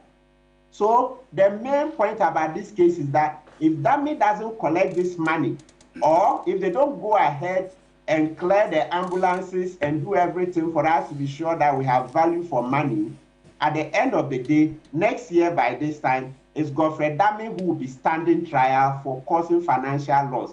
He and Ekufuado. I see. And this is a case that you will take up. You absolutely. You will pursue this case. Apart from the Cecilia Dapa, Mr. Ocansey, apart from the Cecilia Dapa matter we filed in court, there are other ones we are preparing. In the next few weeks, you will see other cases in court. You'll be shocked. We are not joking. This country belongs to all of us. Godfrey Dami is not the only lawyer. He can't twist the law for partisan purposes. You will see. There's one coming in the next few weeks. You'll see how it will pan out. You are going to sue Godfrey Dami in the next few weeks? No, that one, look, let me mention it's about the SML matter. Yes, I see. Attorney General, all of them. Yeah. Interesting. We'll wait for that. And something that we'll keep tabs on. These are the highlights of this case. And Lawyer Topical is one of the lawyers for Dr. Kessler Atufosi, the minority leader. It was a 2-1 majority decision. The majority consisting of Justice Kweku Akabuafo, Justice Philip Bright-Mensah, and the dissenting opinion, Justice Alex Pokwe-Champon. We have highlights of all these justices ruling on this matter or their position on this matter. And it would interest you, some detail that they put out there. Let's go to the next. Essentially, we know the summary of this case. Next. And then now, finally, we do know the High Court, the decision set aside Dr. Kessler Atufosi and Richard Jakpa acquitted and discharged. You were in court, Lawyer Topical. Were you expecting this outcome? Okay, so once again, good morning to your viewers. Right from the beginning, it was going to be a journey of nowhere. From January 2022? Look, this matter, what you do not know, is that it started November 2017. So November 2017, Speaker Okwe then sent a letter to my client that he's needed at Yoko. Dr. Atufosi? Yes. So November 2017, led by my senior, Dr. Ayene, we accompanied him to Yoko. At the Yoko premises, we went to the Deputy Executive Director, Nanentwi, the name. So when we went there, he said, look, he's investigating this matter, referred to him by Ministry of Health, and they needed our assistance. So when we got there, he said, Honorable, you are a person of interest. Can you tell us the role you played? Then he said, look, on the 7th day of August 2014, as the Deputy Minister, I wrote this letter on behalf of my boss and copied him and the Minister of Health, requesting that the LC be set up. Prior to that, the Attorney General has advised us that they have received an intention to sue by Big C. And that if we don't set up the LC and Big C goes to court, we won't have any legitimate defense. So on the basis, my boss said, okay, let BOG set up the LC. Then we can take it out from there. The next letter I wrote was on the 12th of August, that if the LC is set up, bank charges by BOG should be taken. 12th of August, which year? 2014. 2014. Okay. 2014. Now, from 2014 until November, that Yoko invited us, Atufosi was never called again in respect of this transaction, having written those 2 letters. Nothing. So now get something. When we went in November, the Yoko official said, if this is the only role you play, then you take the police form and go home, fill it, and bring it back to us. In fact, I went to him in the office in Parliament, took the form, and submitted it on his behalf at Yoko. I see. Guess what? From November 2017, we were never invited to the premises of Yoko. Then on the 19th day of November, 2021. The 2022 budget was read with e-levy in it. Then, as ranking on finance, he came out and said, no, the minority were not going to support the e-levy. Now, guess what? That was 19th November. 25th November, we were there when he called me that Speaker Bagbe had called him that Yoko had brought a letter that they need him at Yoko. 4 years. And my own sources within Yoko confirmed then to me that they had then, taken the case as a cold case. Because from November 2017, it was no longer a matter of interest. Then e-levy came, and then Atoforsin then opposed it at the ranking on finance. 6 days later, we were called that Yoko now needs us. So are you saying there's a link of Atoforsin's position on the e-levy to the case? Yes, they never even got back to him when the payments were done. So now what happened was that we then went to Yoko. So Speaker said, look, we can use his conference room in Parliament. So the 2 Yoko investigators came. I was with him. We then said, look, we want to rely on our previous statement, but we needed a copy of that previous statement that we gave them. What happened was that they didn't come with it. So while they walked, just after the speakers, one of the investigators had my number. He called me back and said, we have just received firm instruction that the statement now, it should be a charge statement. There and there. So I became alarmed. So we said, okay, we'll offer, but we'll rely on the previous statement. And the previous statement, Honorable Atoforsin just indicated that I was just a deputy minister. I signed a letter on behalf of my boss. Before signing, the Attorney General had advised us that they have received a notice of intention to sue by Big C. And then the Attorney General stated clearly that government of Ghana will not have a defense if the matter proceeded to court. And so that is the basis on which the LC was. And my boss knew. All the people in the ministry were aware.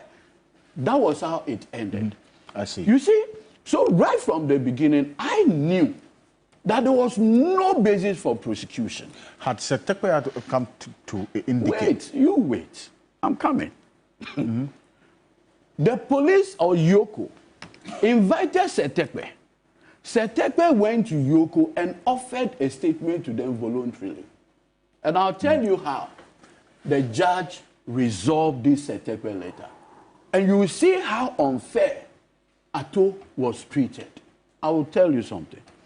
Look, if you look at page paragraph 65 of the judgment. Paragraph 65. Yes. It starts with, I note that Mr. Markwe in particular said in his evidence, for whatever reason, that the first appellant instructed Bank of Ghana to establish an LC.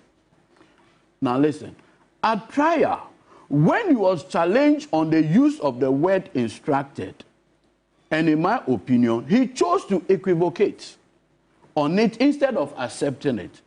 It is my view that this was unnecessary posturing because the first appellant did not use the word instruct, but rather requested. You see, so Godfrey Dami coached this Bank of Ghana official. He issued a statement and took an oath and said the letter dated 7th August. Listen carefully.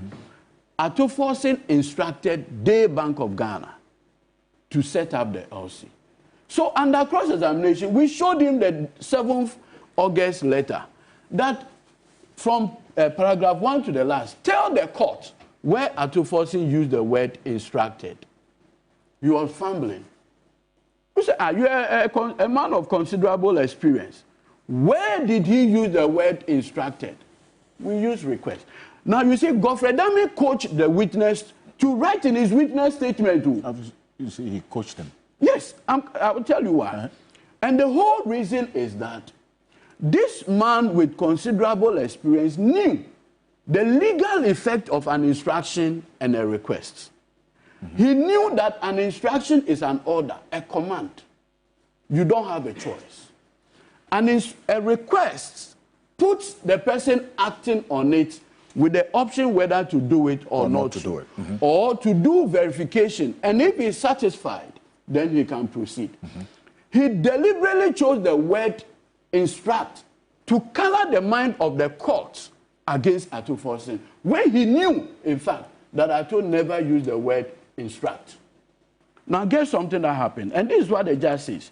Under cross-examination by my senior Dr. Bamba, this is what happened, and I want to read. So you agree with me from this explanation of the letters of credit that a letter of credit in itself is not payment, would you not? Answer, yes, my lady, but the letters of credit guarantees payment. Then question, the letter of credit guarantees payment subject to certain conditions being met. Is that correct? Answer, yes, my lady. So at all material time, this official that from Bank of Ghana that Godfrey Dami brought to court to come and testify against the Honorable Ato Forson knew that the LC was not payment. Okay, so... Now, there's an important point I want to read. They say, Marquis, listen carefully. Take a look at Exhibit 1 for A1. That is the LC itself. So we brought the LC itself and showed it to him. That take a look at Exhibit 1 for A1. It has a column for applicant, does it not? Answer, yes, my lady. Now, the applicant herein refers to the entity applying for the letters of credit, does it not? Answer, yes, my lady. Now, on the face of Exhibit 1 for A1, the applicant is stated as the Ministry of Health. Is that not? Answer, yes, my lady. I see. So, you see, and there's a reason why these areas you are reading are relevant, because this case borders on the LC primarily. In fact, that was the only role. Is an authorization or not. Or not. And you brought the minister, the gentleman from Bank of Ghana, Marquis. When Marquis came, and under cross-examination, he started now admitting that contrary to the claim by the Attorney General that the LC was payment, he said, no, it's only a guarantee. So, for instance, you have a friend who wants to go for a bank loan.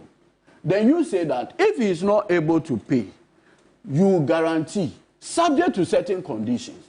Those conditions have not been fulfilled. Then you say the fact that you are a guarantor, it means that you are paid.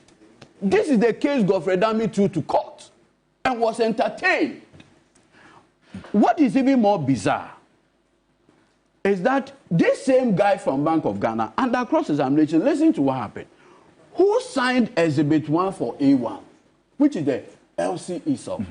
Answer, it was signed by the Controller and Accountant General. I see. Question, so you agree with me that A1 was not the applicant in Exhibit 1 for A1? He said, I did not get the question clearly. So we repeated the question. The question is that A1, Honorable Dr. Ato Forson is not the applicant indicated in Exhibit 1 for A1. No, my lady. Honorable Dr. Kesel Ato Forson is not the applicant in Exhibit 1 for A1. Meaning he is not the one who signed the letters of credit. Absolutely. Is the controller and accountant. Controller and the deputy controller. So then, how is this different from the role that Setekwe asked? So I'm coming there. Kesel Ato Forson to play. You wait. So now, Godfrey Dami then brought Kweku Agyeman-Manu, the Minister of Health, as a witness for him. Listen to what the court said about him. Mr. Agyeman-Manu also testified that the letters of August 7th and August 12th by the applicant to request for the LC. I note that he initially said that the LC was requested without the notice of the Ministry of Health. But remember that the LC had the Ministry of Health as what? The applicant, remember. So now when we showed him Exhibit 1 for A1, he started changing his mouth. But when he was confronted later about it under cross-examination, he accepted that his initial position was wrong. Now listen, Mr. Agyeman-Manu also said that LC was not a payment by guarantee. Now listen to what happened under cross-examination of him. And you have also served as the chairman of the Public Accounts Committee Parliament. Is that correct? That is correct. So you have quite a working understanding of how LCs operate. Is that correct? Yes, I do. Are you aware, are you not, that LCs are not payment in themselves, but are guarantees of promise of payment subject to certain conditions. Guess his answer. That is so. That is Kweku Agyeman, the Minister of Health. Okay. So now the court finally found this about him. Interestingly, despite the very clear, unambiguous answers above that an LC was not a payment but a guarantee, Mr. Agyeman gave a different answer on August 30th. So after we expose him under cross-examination, he now goes home and they tell him that no, when you come back the next time, that should not be your position because it will kill our case. Now listen to what he now said. When he said that per the terms of the contract, payment should be done by LC. Therefore, a request to establish an LC meant requesting for payment. Now listen to what the court said about him. My loss, due to the inconsistencies in the record of the evidence of Mr. Agyeman, I consider his later evidence as unreliable. This was by Justice Akabuafo. And places no weight on it. In fact, this is our Minister of Health. He takes an oath and now begins to give inconsistent. So when I heard Godfrey Dami say he was going to Court of Appeal, I said, what? The Supreme Court judges are going to manufacture different evidence for him? These are your own witnesses. Now, you asked a very important question, so I can wrap up here, about Setekwe. You see, Setekwe gave a statement to Yoko. And he said this was voluntary. Voluntary statement to Yoko. So there was a day my senior said, look, he's engaged. So I should go and do the cross-examination of the investigator. And so it was the investigator who took the statement. So under cross-examination, I asked him, you recall inviting Setekwe to Yoko, is that correct? He said, oh, that is correct. I said, okay. When he came, did you take a statement from him? He said, that is correct. I said, have a look at this statement. So I showed it to him. Can you confirm the signature at the bottom? Is that of Setekwe? He said, that is correct. Was it the statement that Setekwe volunteered to you? He said, that is correct. So I told my lady that I want to tender it through him. The prosecution says, no objection. And in that statement by the Honorable Setekwe, he stated that the Ministry of Health requested the LC to be set up. Yes. Setekwe, in his statement to Yoko, which I tendered in, and the court remarked it here as exhibit, that's exhibit 5 for A1. He did indicate that the Ministry of Health requested the Finance Ministry to set up the letters of... And it's in the handwritten letter that he gave to Yoko. To Yoko. Okay. Oh, I just want to... Eventually, Setekwe indicates that... Now, you see, there is an important point I need to read, and I've heard Godfrey Dami put it out there. Now, the above leads me to exhibit 5 for A1. And the position of the prosecution and the courts.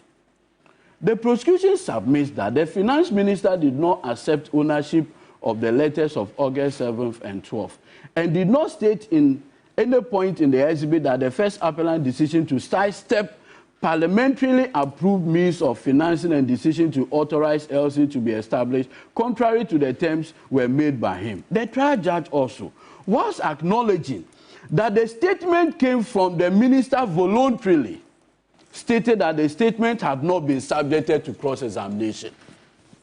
Interestingly, so this is a minister of finance who gave a statement. It was admitted without objection. So now listen to the court.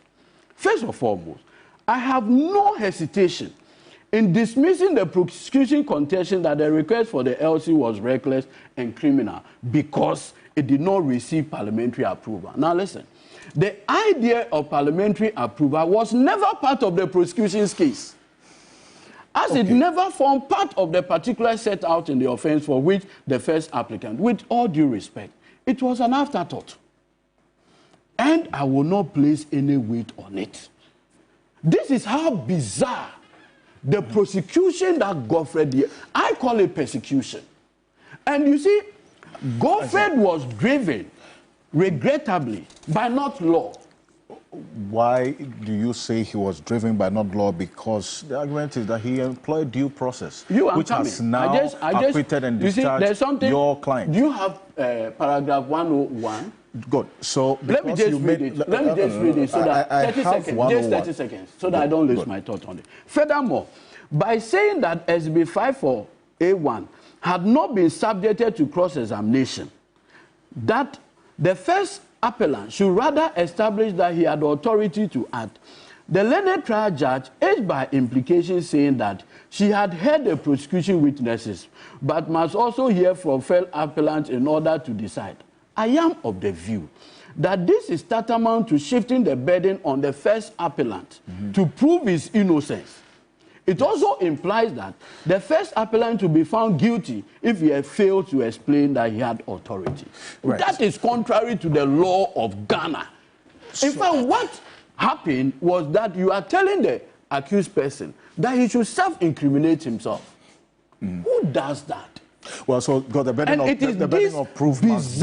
And it is these bizarre witnesses that Godfred Dami paraded, 5 of them, that he wanted a court to rely on it. And it was when he realized that it was becoming a mountain for him to climb. That was when he went to Justice Kulendi to solicit his help to get Japa. So on what grounds was that first... what you just said is very dangerous. Extremely. Yes! Supreme Court Judge. That's what is out there. But it's so bizarre. You made reference to Justice Kweku Akabuafo's statement in terms of the position he took on this. In fact, this is a 123-page ruling. So we cannot put all of it out. What I have done is, for the last 72 hours, comb through this ruling, tease out some of the issues that are plain English that you, our viewers, can relate. And then the legalese is what lawyer Edujita Maklo has put out there. In fact, if you look at paragraph 106, you made reference to it, Counsel. Yes. Consequently, based on the evaluation of evidence led before the trial court, and the submission made on behalf of the first appellant, which is your client, I'm of the view that the prosecution failed to provide sufficient evidence that meets the threshold of connecting Dr. Kisatufosin with the offenses he is charged with, that is, causing financial loss to the state, and relates to the ultimate of proof beyond a reasonable doubt. Continues. These reasons explain why I take the position that the trial judge erred in her application of the law in calling upon Dr. Kisatufosin to open his defense in respect of the charges in counts 1 and 5. He continues that based on the evidence heard, in his view, no reasonable tribunal, and these are, you see, like, some of the words used by these judges who sat on this case, for me, plain English language, it communicates something. You see, it said no reasonable tribunal can safely convict on it. Also, in my respectful opinion, the evidence proffered by the prosecution against the third appellant cannot even be said to be open to 2 likely explanations, but to only one, which is that of innocence of the charge. This is the case of Richard Jackman. Paragraph 155. This is Justice Kweku Akabuafo. Based on the above analysis and infidelity to the law, I am of the opinion that the appeals filed by both Dr. Kisatufosin and Richard Jakpa, first and third appellant, should succeed.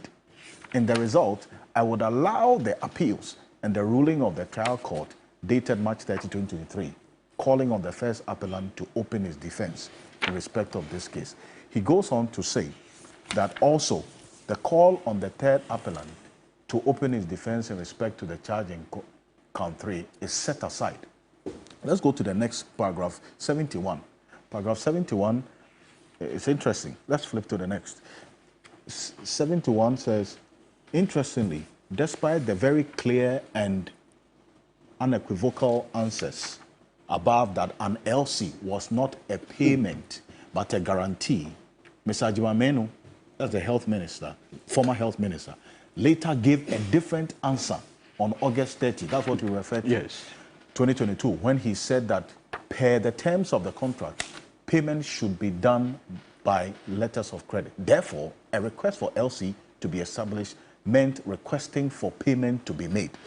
Then he goes on. Kindly go to paragraph 93. Due to the inconsistencies in the record of the evidence of Ajimameno, I consider his later evidence as unreliable and place no weight on it.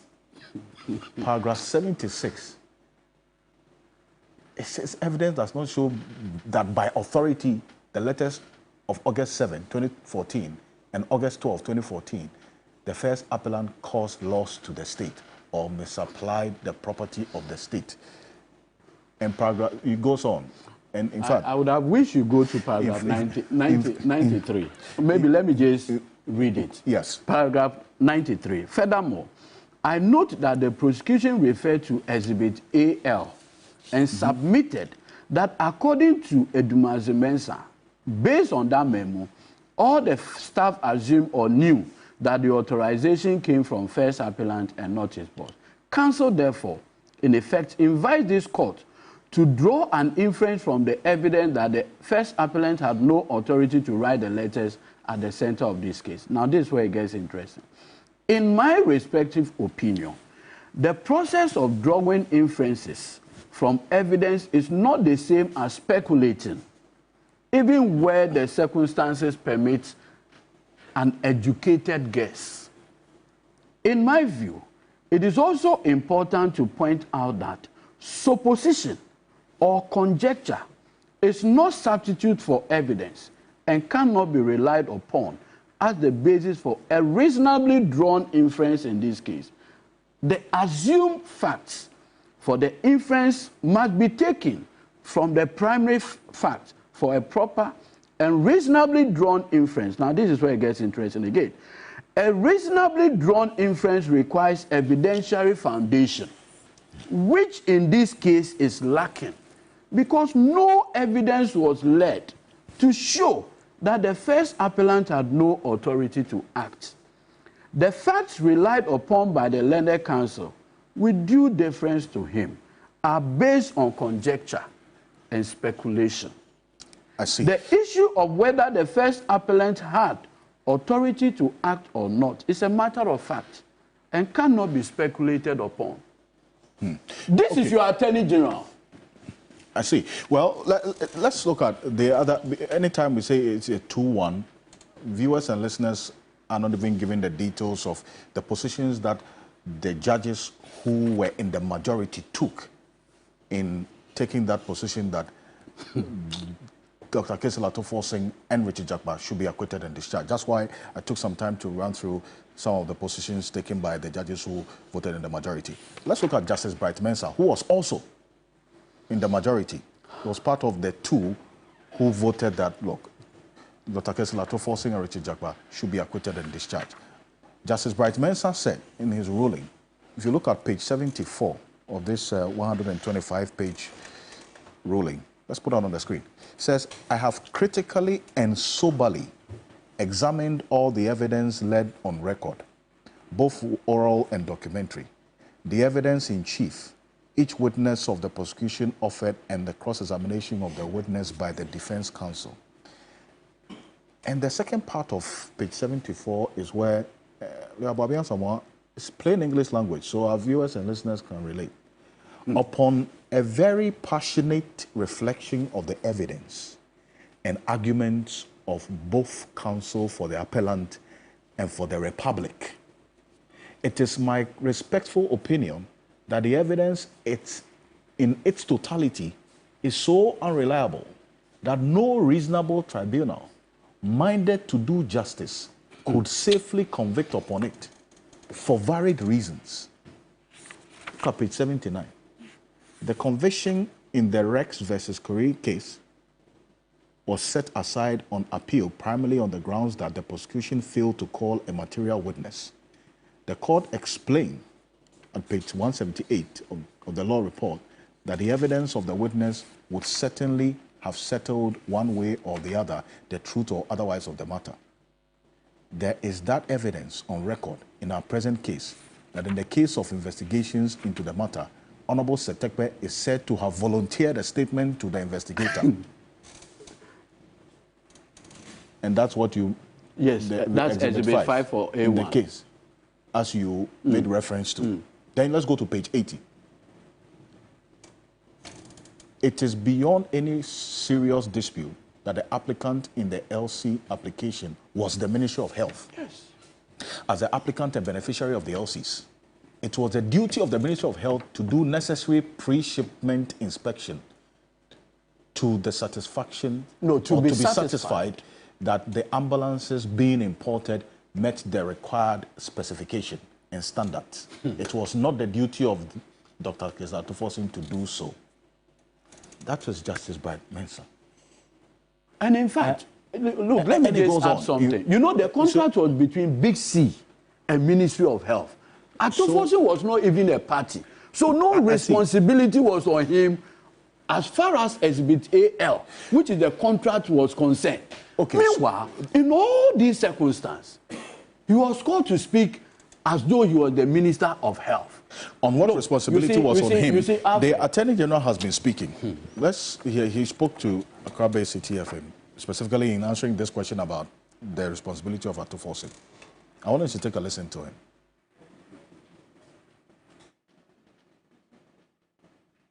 It's so clear. Without the act of Mr. Atofosi, which consisted of authorizing payment for the vehicles, the vehicles would not have been imported in the first place. And it was not even pursuant to a request by the Ministry of Health, as I've indicated.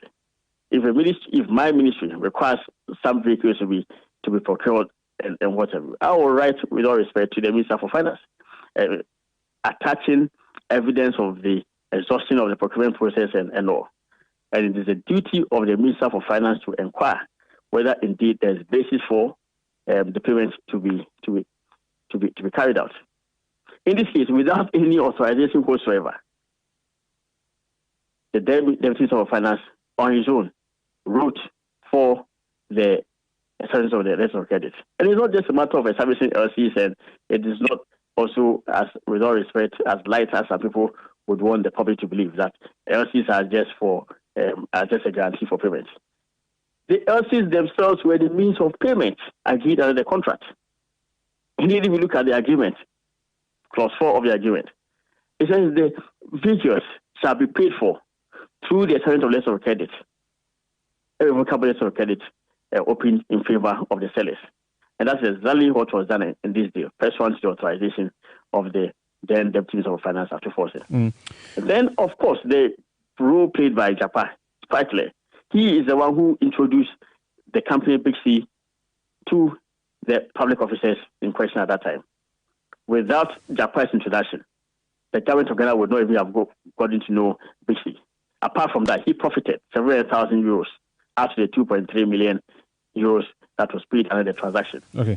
And what kind of transaction is that? That you pay for vehicles worth 2.3 million euros, and then an agent, a middleman himself, profits from it as in the consumer as much as 700,000 euros. Well, so that's the Attorney General, Godfrey Yeboah-Dame, explaining why he's very well convinced about the role that Dr. Kesla Atofosi played in this. Reason why he, in his view, is convinced that there is a case of an appeal of this ruling at the Supreme Court.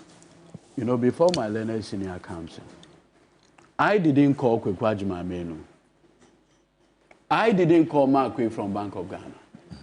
Godfrey Dame looked at 32 million Ghanaians and felt that the people who would come and speak his case for him, Markwe and Kweku Agyeman-Manu. Now, you see, Godfrey came into the case at a later stage. So he's not even abreast with what happened. Listen, Kweku Agyeman, his own witness under cross-examination, what he told the court. So you have quite a working understanding of how LC operates. Is that correct? He said that is correct. Are you aware, are you not, that LCs are not payment in themselves, but a guarantee or promise of payment subject to certain conditions being met? Listen to his answer. That is so. Now listen to Markwe, the other person that Godfrey brought to court to come and testify for him. Listen to him under cross-examination. So you would agree with me from this explanation of letters of credit that a letter of credit in itself is not payment, would you not? Answer, yes, my lady. So the very people that you, Godfrey Yebu Adame, brought to court that they should come and make your case good, we're telling you right in your face that an LC is not payment, but a guarantee. Ignorantly, you are still parroting without shame on platforms. Look, you see, when you go further in this case, and like I told you, some of the things that happened, listen to what the Court of Appeal said. After referring to the essential element of the offense of causing financial loss, however, the trial judge did not provide reasons for concluding that a prima facie case had been made against first appellant based on the element of the offense. My senior had been doing this for a while before I joined him. Now, it says, to that extent, it is my view that there is no evidence from the record that reveals a critical connection between the facts, the law, and the conclusion reached. My brother, we do know. In fact, when we're in law school, the first thing they will tell you is that assemble the law. When you are assembling the law, you get the facts, you put the law, and you reach your conclusion. So it is the facts that you draw the inference. Now, on what basis? You have said the law that in Ibrahim Adams and others, the court set out the elements you need to establish in the offense of causing financial loss.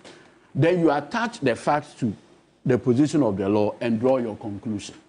And a Court of Appeal is saying, by the majority, that having said that this is what you need to prove, you just join to your conclusion that, therefore, first appellant, then accused, has a case to answer. Where is the material connection? None whatsoever.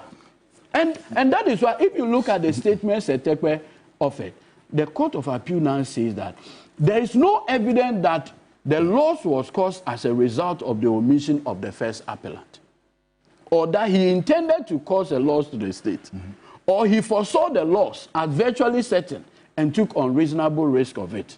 There was no evidence that the first appellant foresaw the loss as a probable cause of his act and took unreasonable risk. Therefore, based on the record of appeal, I am of the respective opinion that there is a lack of logical connection between the evidence and the finding of the court. Logical connection.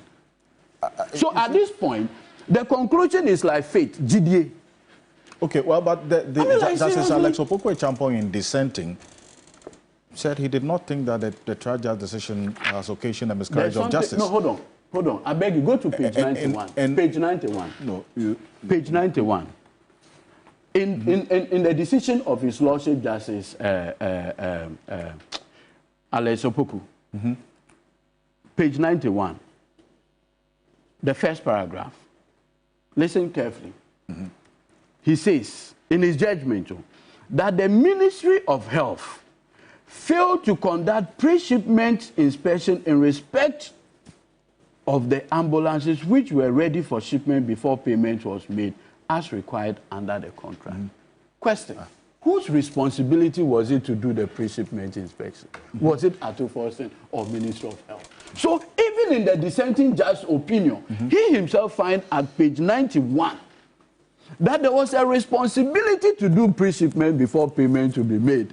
Whose responsibility? There is nothing like vicarious liability in criminal matters. Now there's something I want to draw your attention to. The second paragraph. It said the Ministry of Health, after Kwekwajiman Menu became the minister, he engaged the services of Silver Star Auto Limited, acting by so and so, to conduct further inspection. Now guess what? At the time Big C won the contract, these were competitors who were, and then you ask them to do an inspection. Because remember that they believe that they are the Mercedes-Benz distributors in Ghana. So when BC won the contract, they were not pleased. Now you go and ask them to do an inspection of commodities or whatever that Big C brought. I mean, how fair can you be? Well, it's like asking another TV station to come and audit TV3, your competitor. Okay. This thing cannot happen in any serious jurisdiction. Thank you. Edwin Eduji Topical. And as I indicated earlier, we have some exclusive detail about where these ambulances in question are. And we will put it on the screen as we go on. I'll show you. But joining us on the telephone, let's do this quickly, is Xavier Kuji, who is also a private legal practitioner. He's a spokesperson for the Ghana Bar Association, Public Affairs Officer. He's joining us on the telephone. Counsel, good morning. Thank you very much for joining us here on Key Point. Good morning to you, Alfred, and good morning to Gordon. I could hear your voice, Gordon. They didn't pick my call. That's my senior. Thank you. Thank you so much. He said I've been avoiding his call.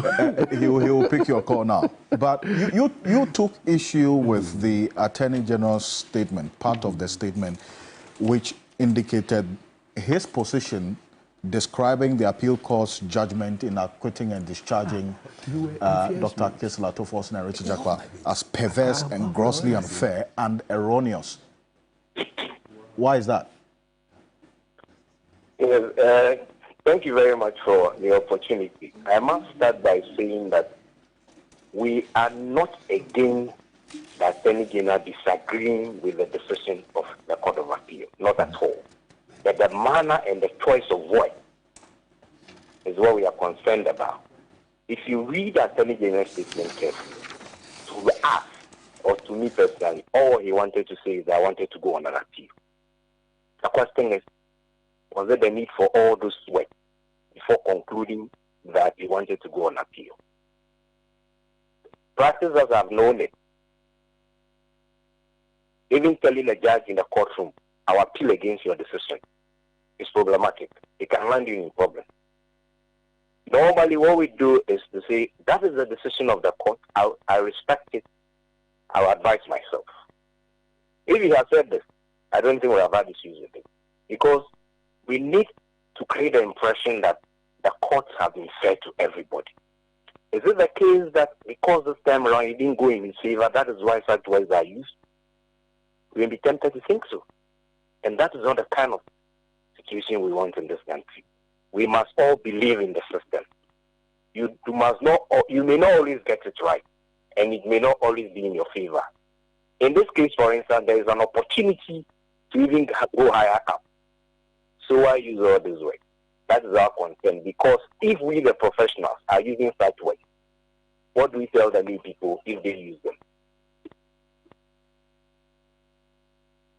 So His statement, yes, the point 2 of this Attorney General statement is where you took issue with, and then reads in full. The Office of the Attorney General considers the decision of the Court of Appeal to be perverse in the quest for public accountability and the rule of law. The decision clearly is heavily against the weight of the cogent evidence led by the prosecution in substantiation of all the charges against the accused persons in the trial. So the defense of the AG is that they qualify the use of these words in this context, that to the extent that the decision, in their view, is heavily against the weight of the cogent evidence led by the prosecution. They describe it as perverse and a quest to, as it were, not too good for public accountability and the rule of law. No, Alfred, was there the need to issue a statement after a judgment of this nature? What is special about this case? That has not been his style. His one case is his own cases. Why this particular one? You see, what we're saying is that whether the judgment was against the weight of evidence or not, the public cannot make pronouncement on this one following his statement. It is only in a court of competent jurisdiction. That is why he indicated he wanted to go to the Court of Appeal. So it wouldn't change our position. And are we saying that when you are charged with offenses such as willfully concealing financial law, you must at all costs be found guilty? I don't think so. The Court of Appeal has spoken. he's decided to go further. That is his right, just as 242 has done. But must you use such words before implementing your decision to appeal against the decision of the Court of Appeal? That is what our concern is. That's why our concern is. So it doesn't really solve the problem by saying that because he thinks that the weight of evidence was against the judgment was against or whichever way they say. I don't think. You see, I don't even know what to say again because it's a very simple issue. Why such words? And why in this case? I see. But you made an important point earlier. You said you're questioning why the AG should have even issued a statement right after this ruling. Does it then? It was unnecessary because personally, this statement was unnecessary. The statement was filled with emotions. It was filled with emotions. Yes, he was being emotional to me. So you agree with those who make the point that the AG appears emotionally involved and attached to this case? That is my suspicion because I'm not sure the judgment was even out in a hard form before the statement was issued. Because up to now I've not seen it. I haven't read it. I could hear Bobby and Mr. Pinker reading it at I think joining or something like that. So for me, I think it should have just taken its time. In any case, issuing the statement immediately wouldn't have reversed the decision. The right thing he said was that he was going to appeal. I see. And I really do not see why such words should be used to describe the judgment of a court. No. You disagree. As a lawyer, I've learned one thing. I don't tell another lawyer you are wrong. I tell you I disagree. Right. Because the moment I say you are wrong, I'm being categorical. I may not have known when you do your analysis, so I'll tell you I disagree. I will not tell you you are wrong. No. So, yes, you've taken clear issues with the AG's use of those words, perverse, grossly unfair, erroneous decision. You've described this statement issued as filled with emotions. You agree that he is emotionally attached and involved in this case.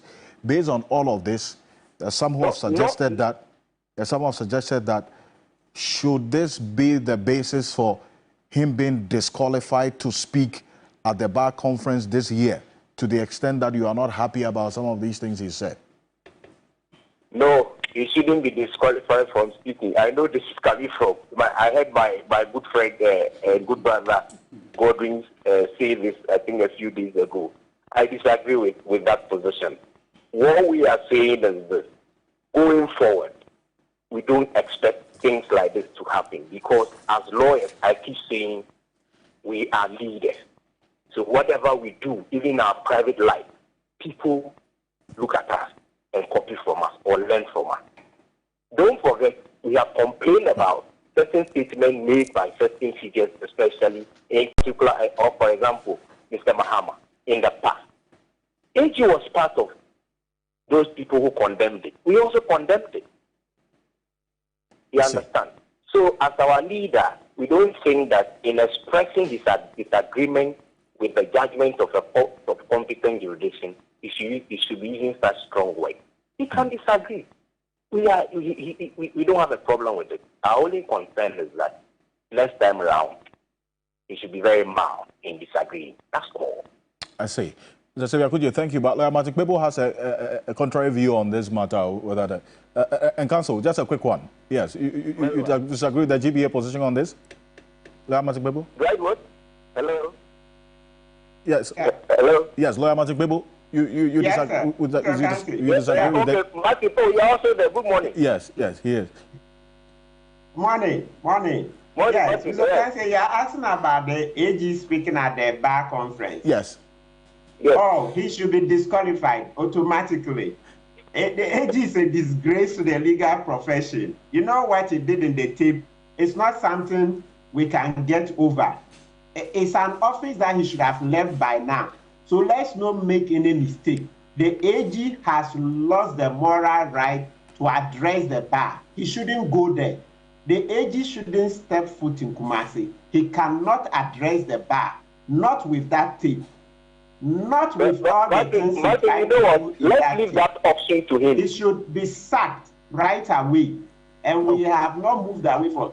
He should be sacked. His only lack is that, you know, President Akufo-Addo from everything is weak on corruption. Of course, Akufo-Addo's family is benefited from his corruption.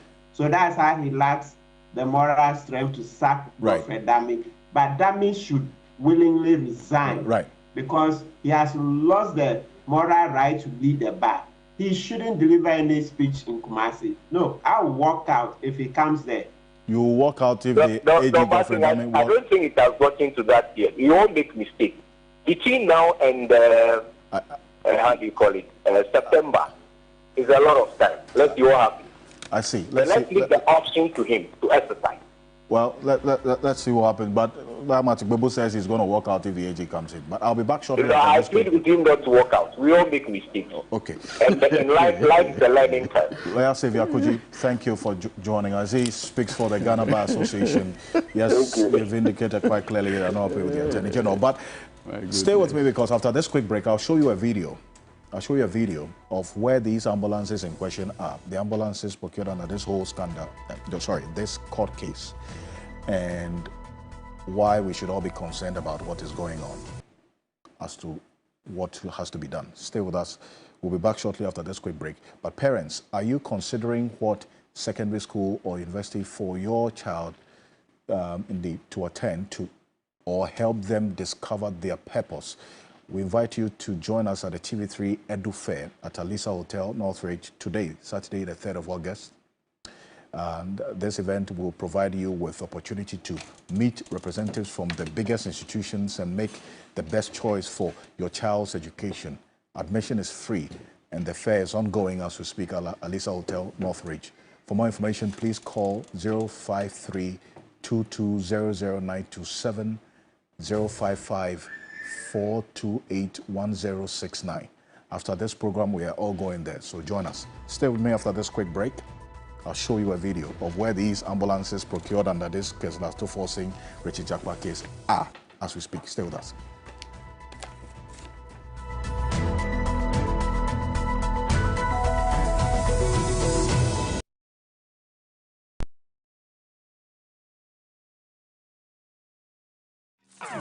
Moment has arrived. Closer to your champion. Sakani Simine, 100-meter sprinter. Patrick Chinyemba, flyweight category. BMX racer. Yeah, athlete work.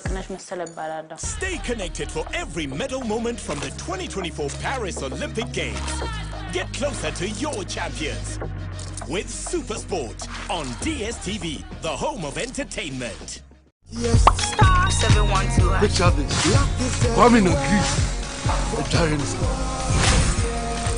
Yeah, and now you were back in Greece. To say why you fit a millionaire.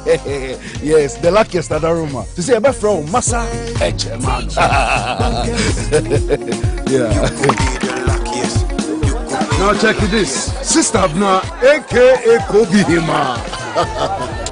The luckiest at Aroma. Queen B. Yeah. Boss Lady Baku Pay. Hold on to your seats, folks. Such anyway, it'll be you smooth. Way enter your friend will upgrade. Luckiest Aroma. And the best part that with the luckiest will be our shot to a good life. And I'm talking to you, me, your girlfriend, your ex, your neighbors, your landlords, and even Goro boys. And no one is over dialing with lucky number. Star 712 hash. No. Coswato ticket to win in the community draw or the grand draw on the 30th of November 2024. The luckiest is regulated by the NLA on the Caritas platform, not for persons below 18 years. TNCs apply. It's going to be the most extraordinarily emotional moment. She certainly has everyone's attention. She's made a slow start here. She came out ready to go. She's got the world record, and she has the world, too. This Olympics, we're celebrating the gold in all of us. Stay connected to GoTV to watch our athletes go for gold in the Paris 2024 Olympics. Only on SuperSport. GoTV. Love it.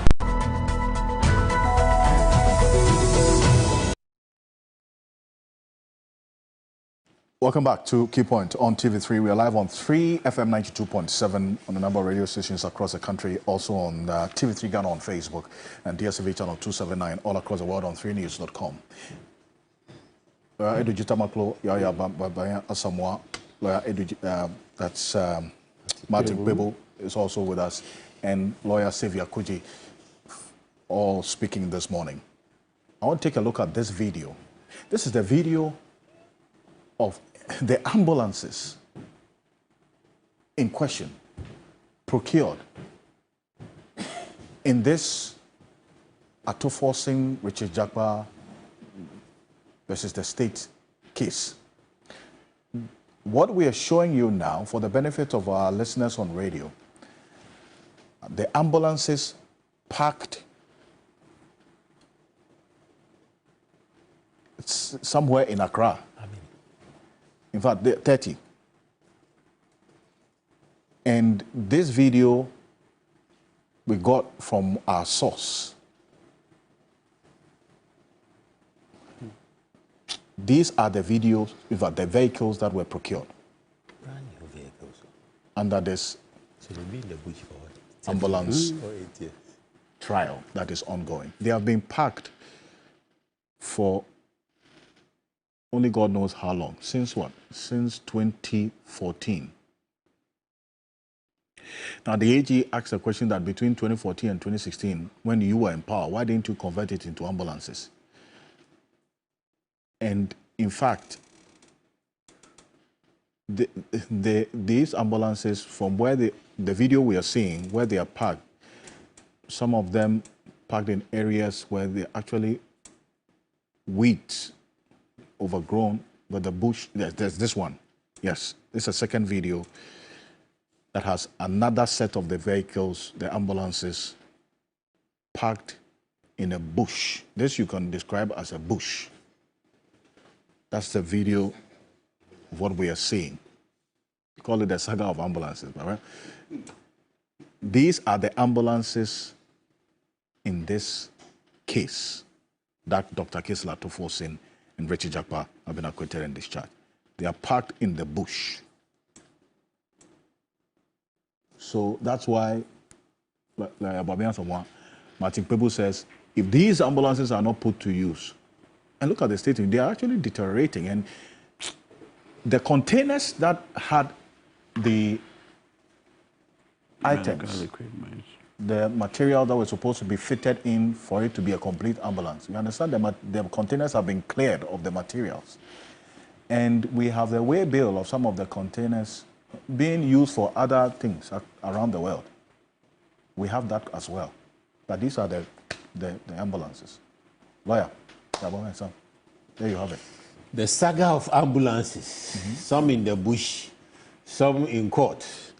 And this, from what you are seeing, defines clearly the damage excessive partisanship is doing to our democracy.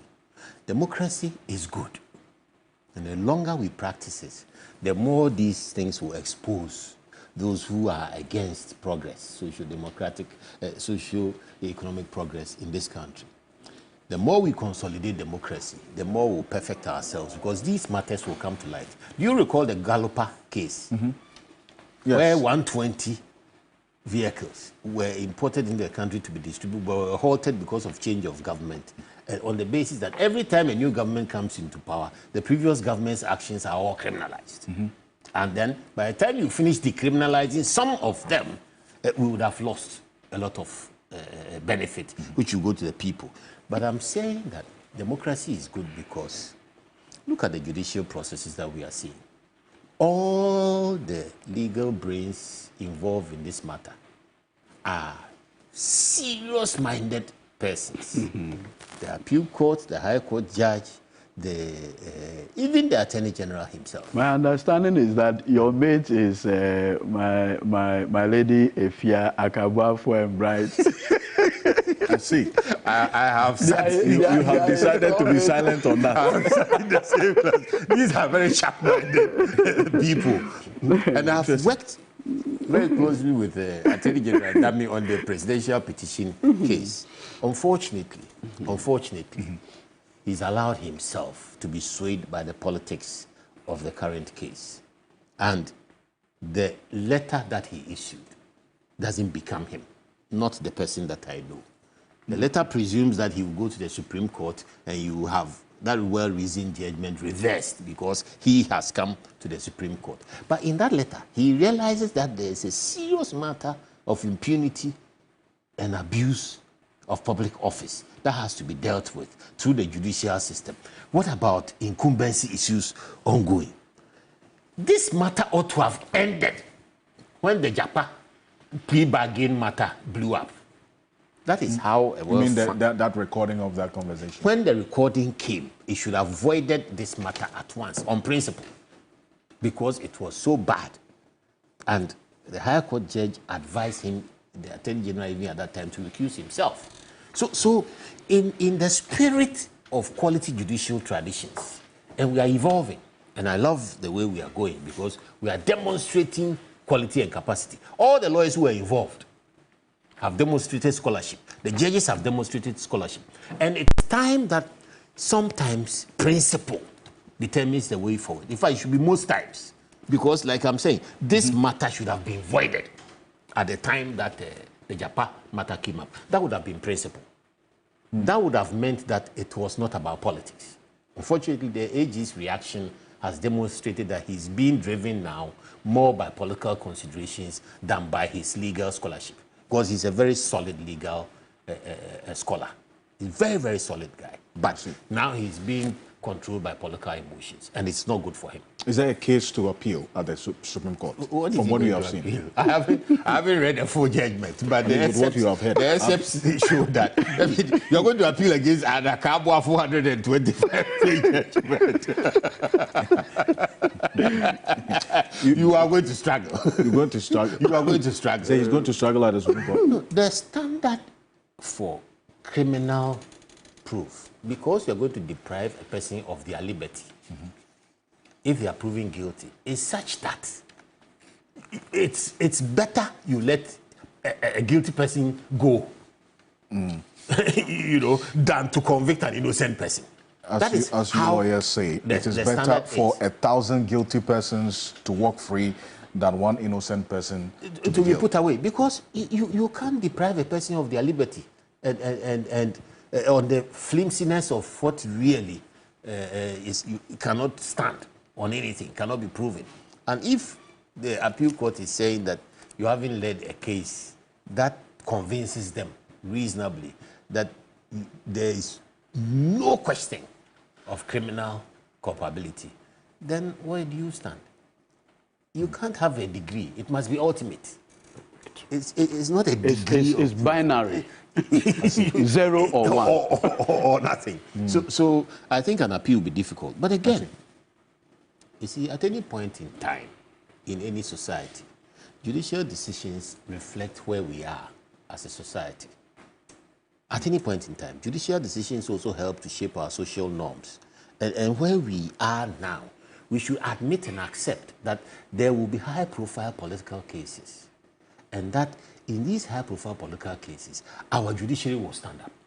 Okay. This is a judiciary that has been traduced by both sides. I mean, anytime there's been a big political case, the loser attacks the judiciary with all the venom at their command. And consistently, they are able to demonstrate that they will stand on the side of the facts and principle and apply the law accordingly. Perfect. That is something that must be praised. But the facts can change. Because the social evolution. Let's go back to America, the beacon of democracy. You remember Dred Scott? Yes. A Supreme Court said that a black man was property.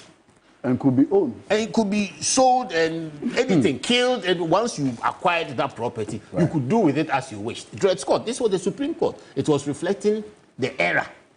Then they drove to Plessy and Ferguson, where they had come halfway.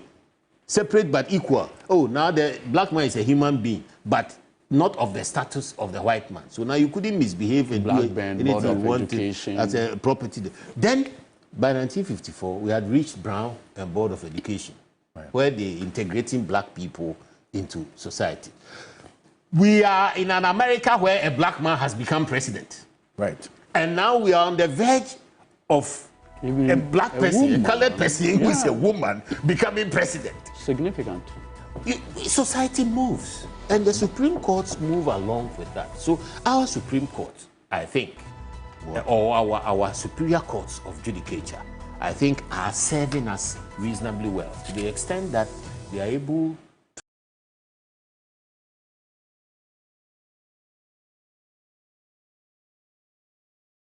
to continue to digest the issues and to reflect what we are as a society at this point in time. So for me, I love the now. Yeah. Okay. I think that they have stood up. I will not even fault the trial judge. In her own opinion, she was also trying to do what she believed was right. But I think in all of this, the biggest loser, unfortunately because of politics, has been the Attorney General. I see. 30 seconds. You are waiting for the appeal to be filed? In this, I just want to read the first statement by His Lordship Justice Akakwafo. He says, perhaps the single most important organizing principle in a criminal law is the right of an accused not to be forced into assisting in his or her own prosecution. Right. That principle should not be colorblind. Right. It should apply to everybody. Thank you. Lawyer Martin Pebo, in 30 seconds, and is this worth appealing in the case? So it's good that this decision has come to save us the embarrassment of the criminal trial that was ongoing. We are grateful to their lordships, the justices of the Court of Appeal. May Ghana grow stronger and stronger. Ask him what he's bringing to me. I thank you so much for making time. We are being asked what you are bringing to Ghana, but thank you so much for really joining us. By Abolo, when he's a private legal practitioner also. Yes, indeed. Thank you. He's one of the lawyers for Dr. Kesela Tuforcing, lawyer Yabuabenga. I'm also a private legal practitioner, former MP for Adenta, and one of the senior advisors to Alan Kojo-Chemantin, the leader of the Movement for Change. And lawyer Sylvia Kuji speaks for the GBA, Ghana Bar Association. He joined us, also some of the Kudetua Blakwa earlier. On behalf of the rest of the team, I want to say thank you so much for staying with us on Key Point. I was clothed this morning by Willis Clothing Empire. Call them on 0243 49800.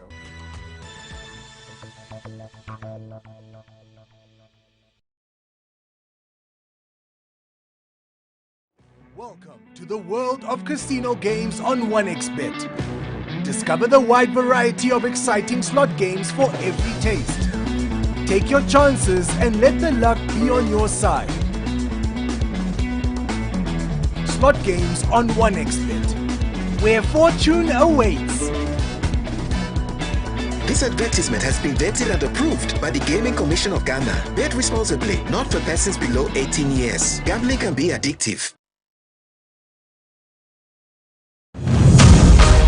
Get ready for the ultimate showdown, Ghana's strongest grand finale. Date is August 4th, 2024. The venue, Legon City Mall. Time is 3 p.m. sharp. Get ready for an electrifying experience as we reach the pinnacle of strength and determination at the grand finale of Ghana's strongest. Meet your finalists. Abbas Salou, also known as Fit Salou. Bismarck Simpson, aka Venom. Ebenezer Amos, aka Chillin'. Female contestants: Charlotte Chawe, Gifty Amuzu, Doris Nate. Bring your friends and family for an unforgettable day of excitement and celebration. It is free.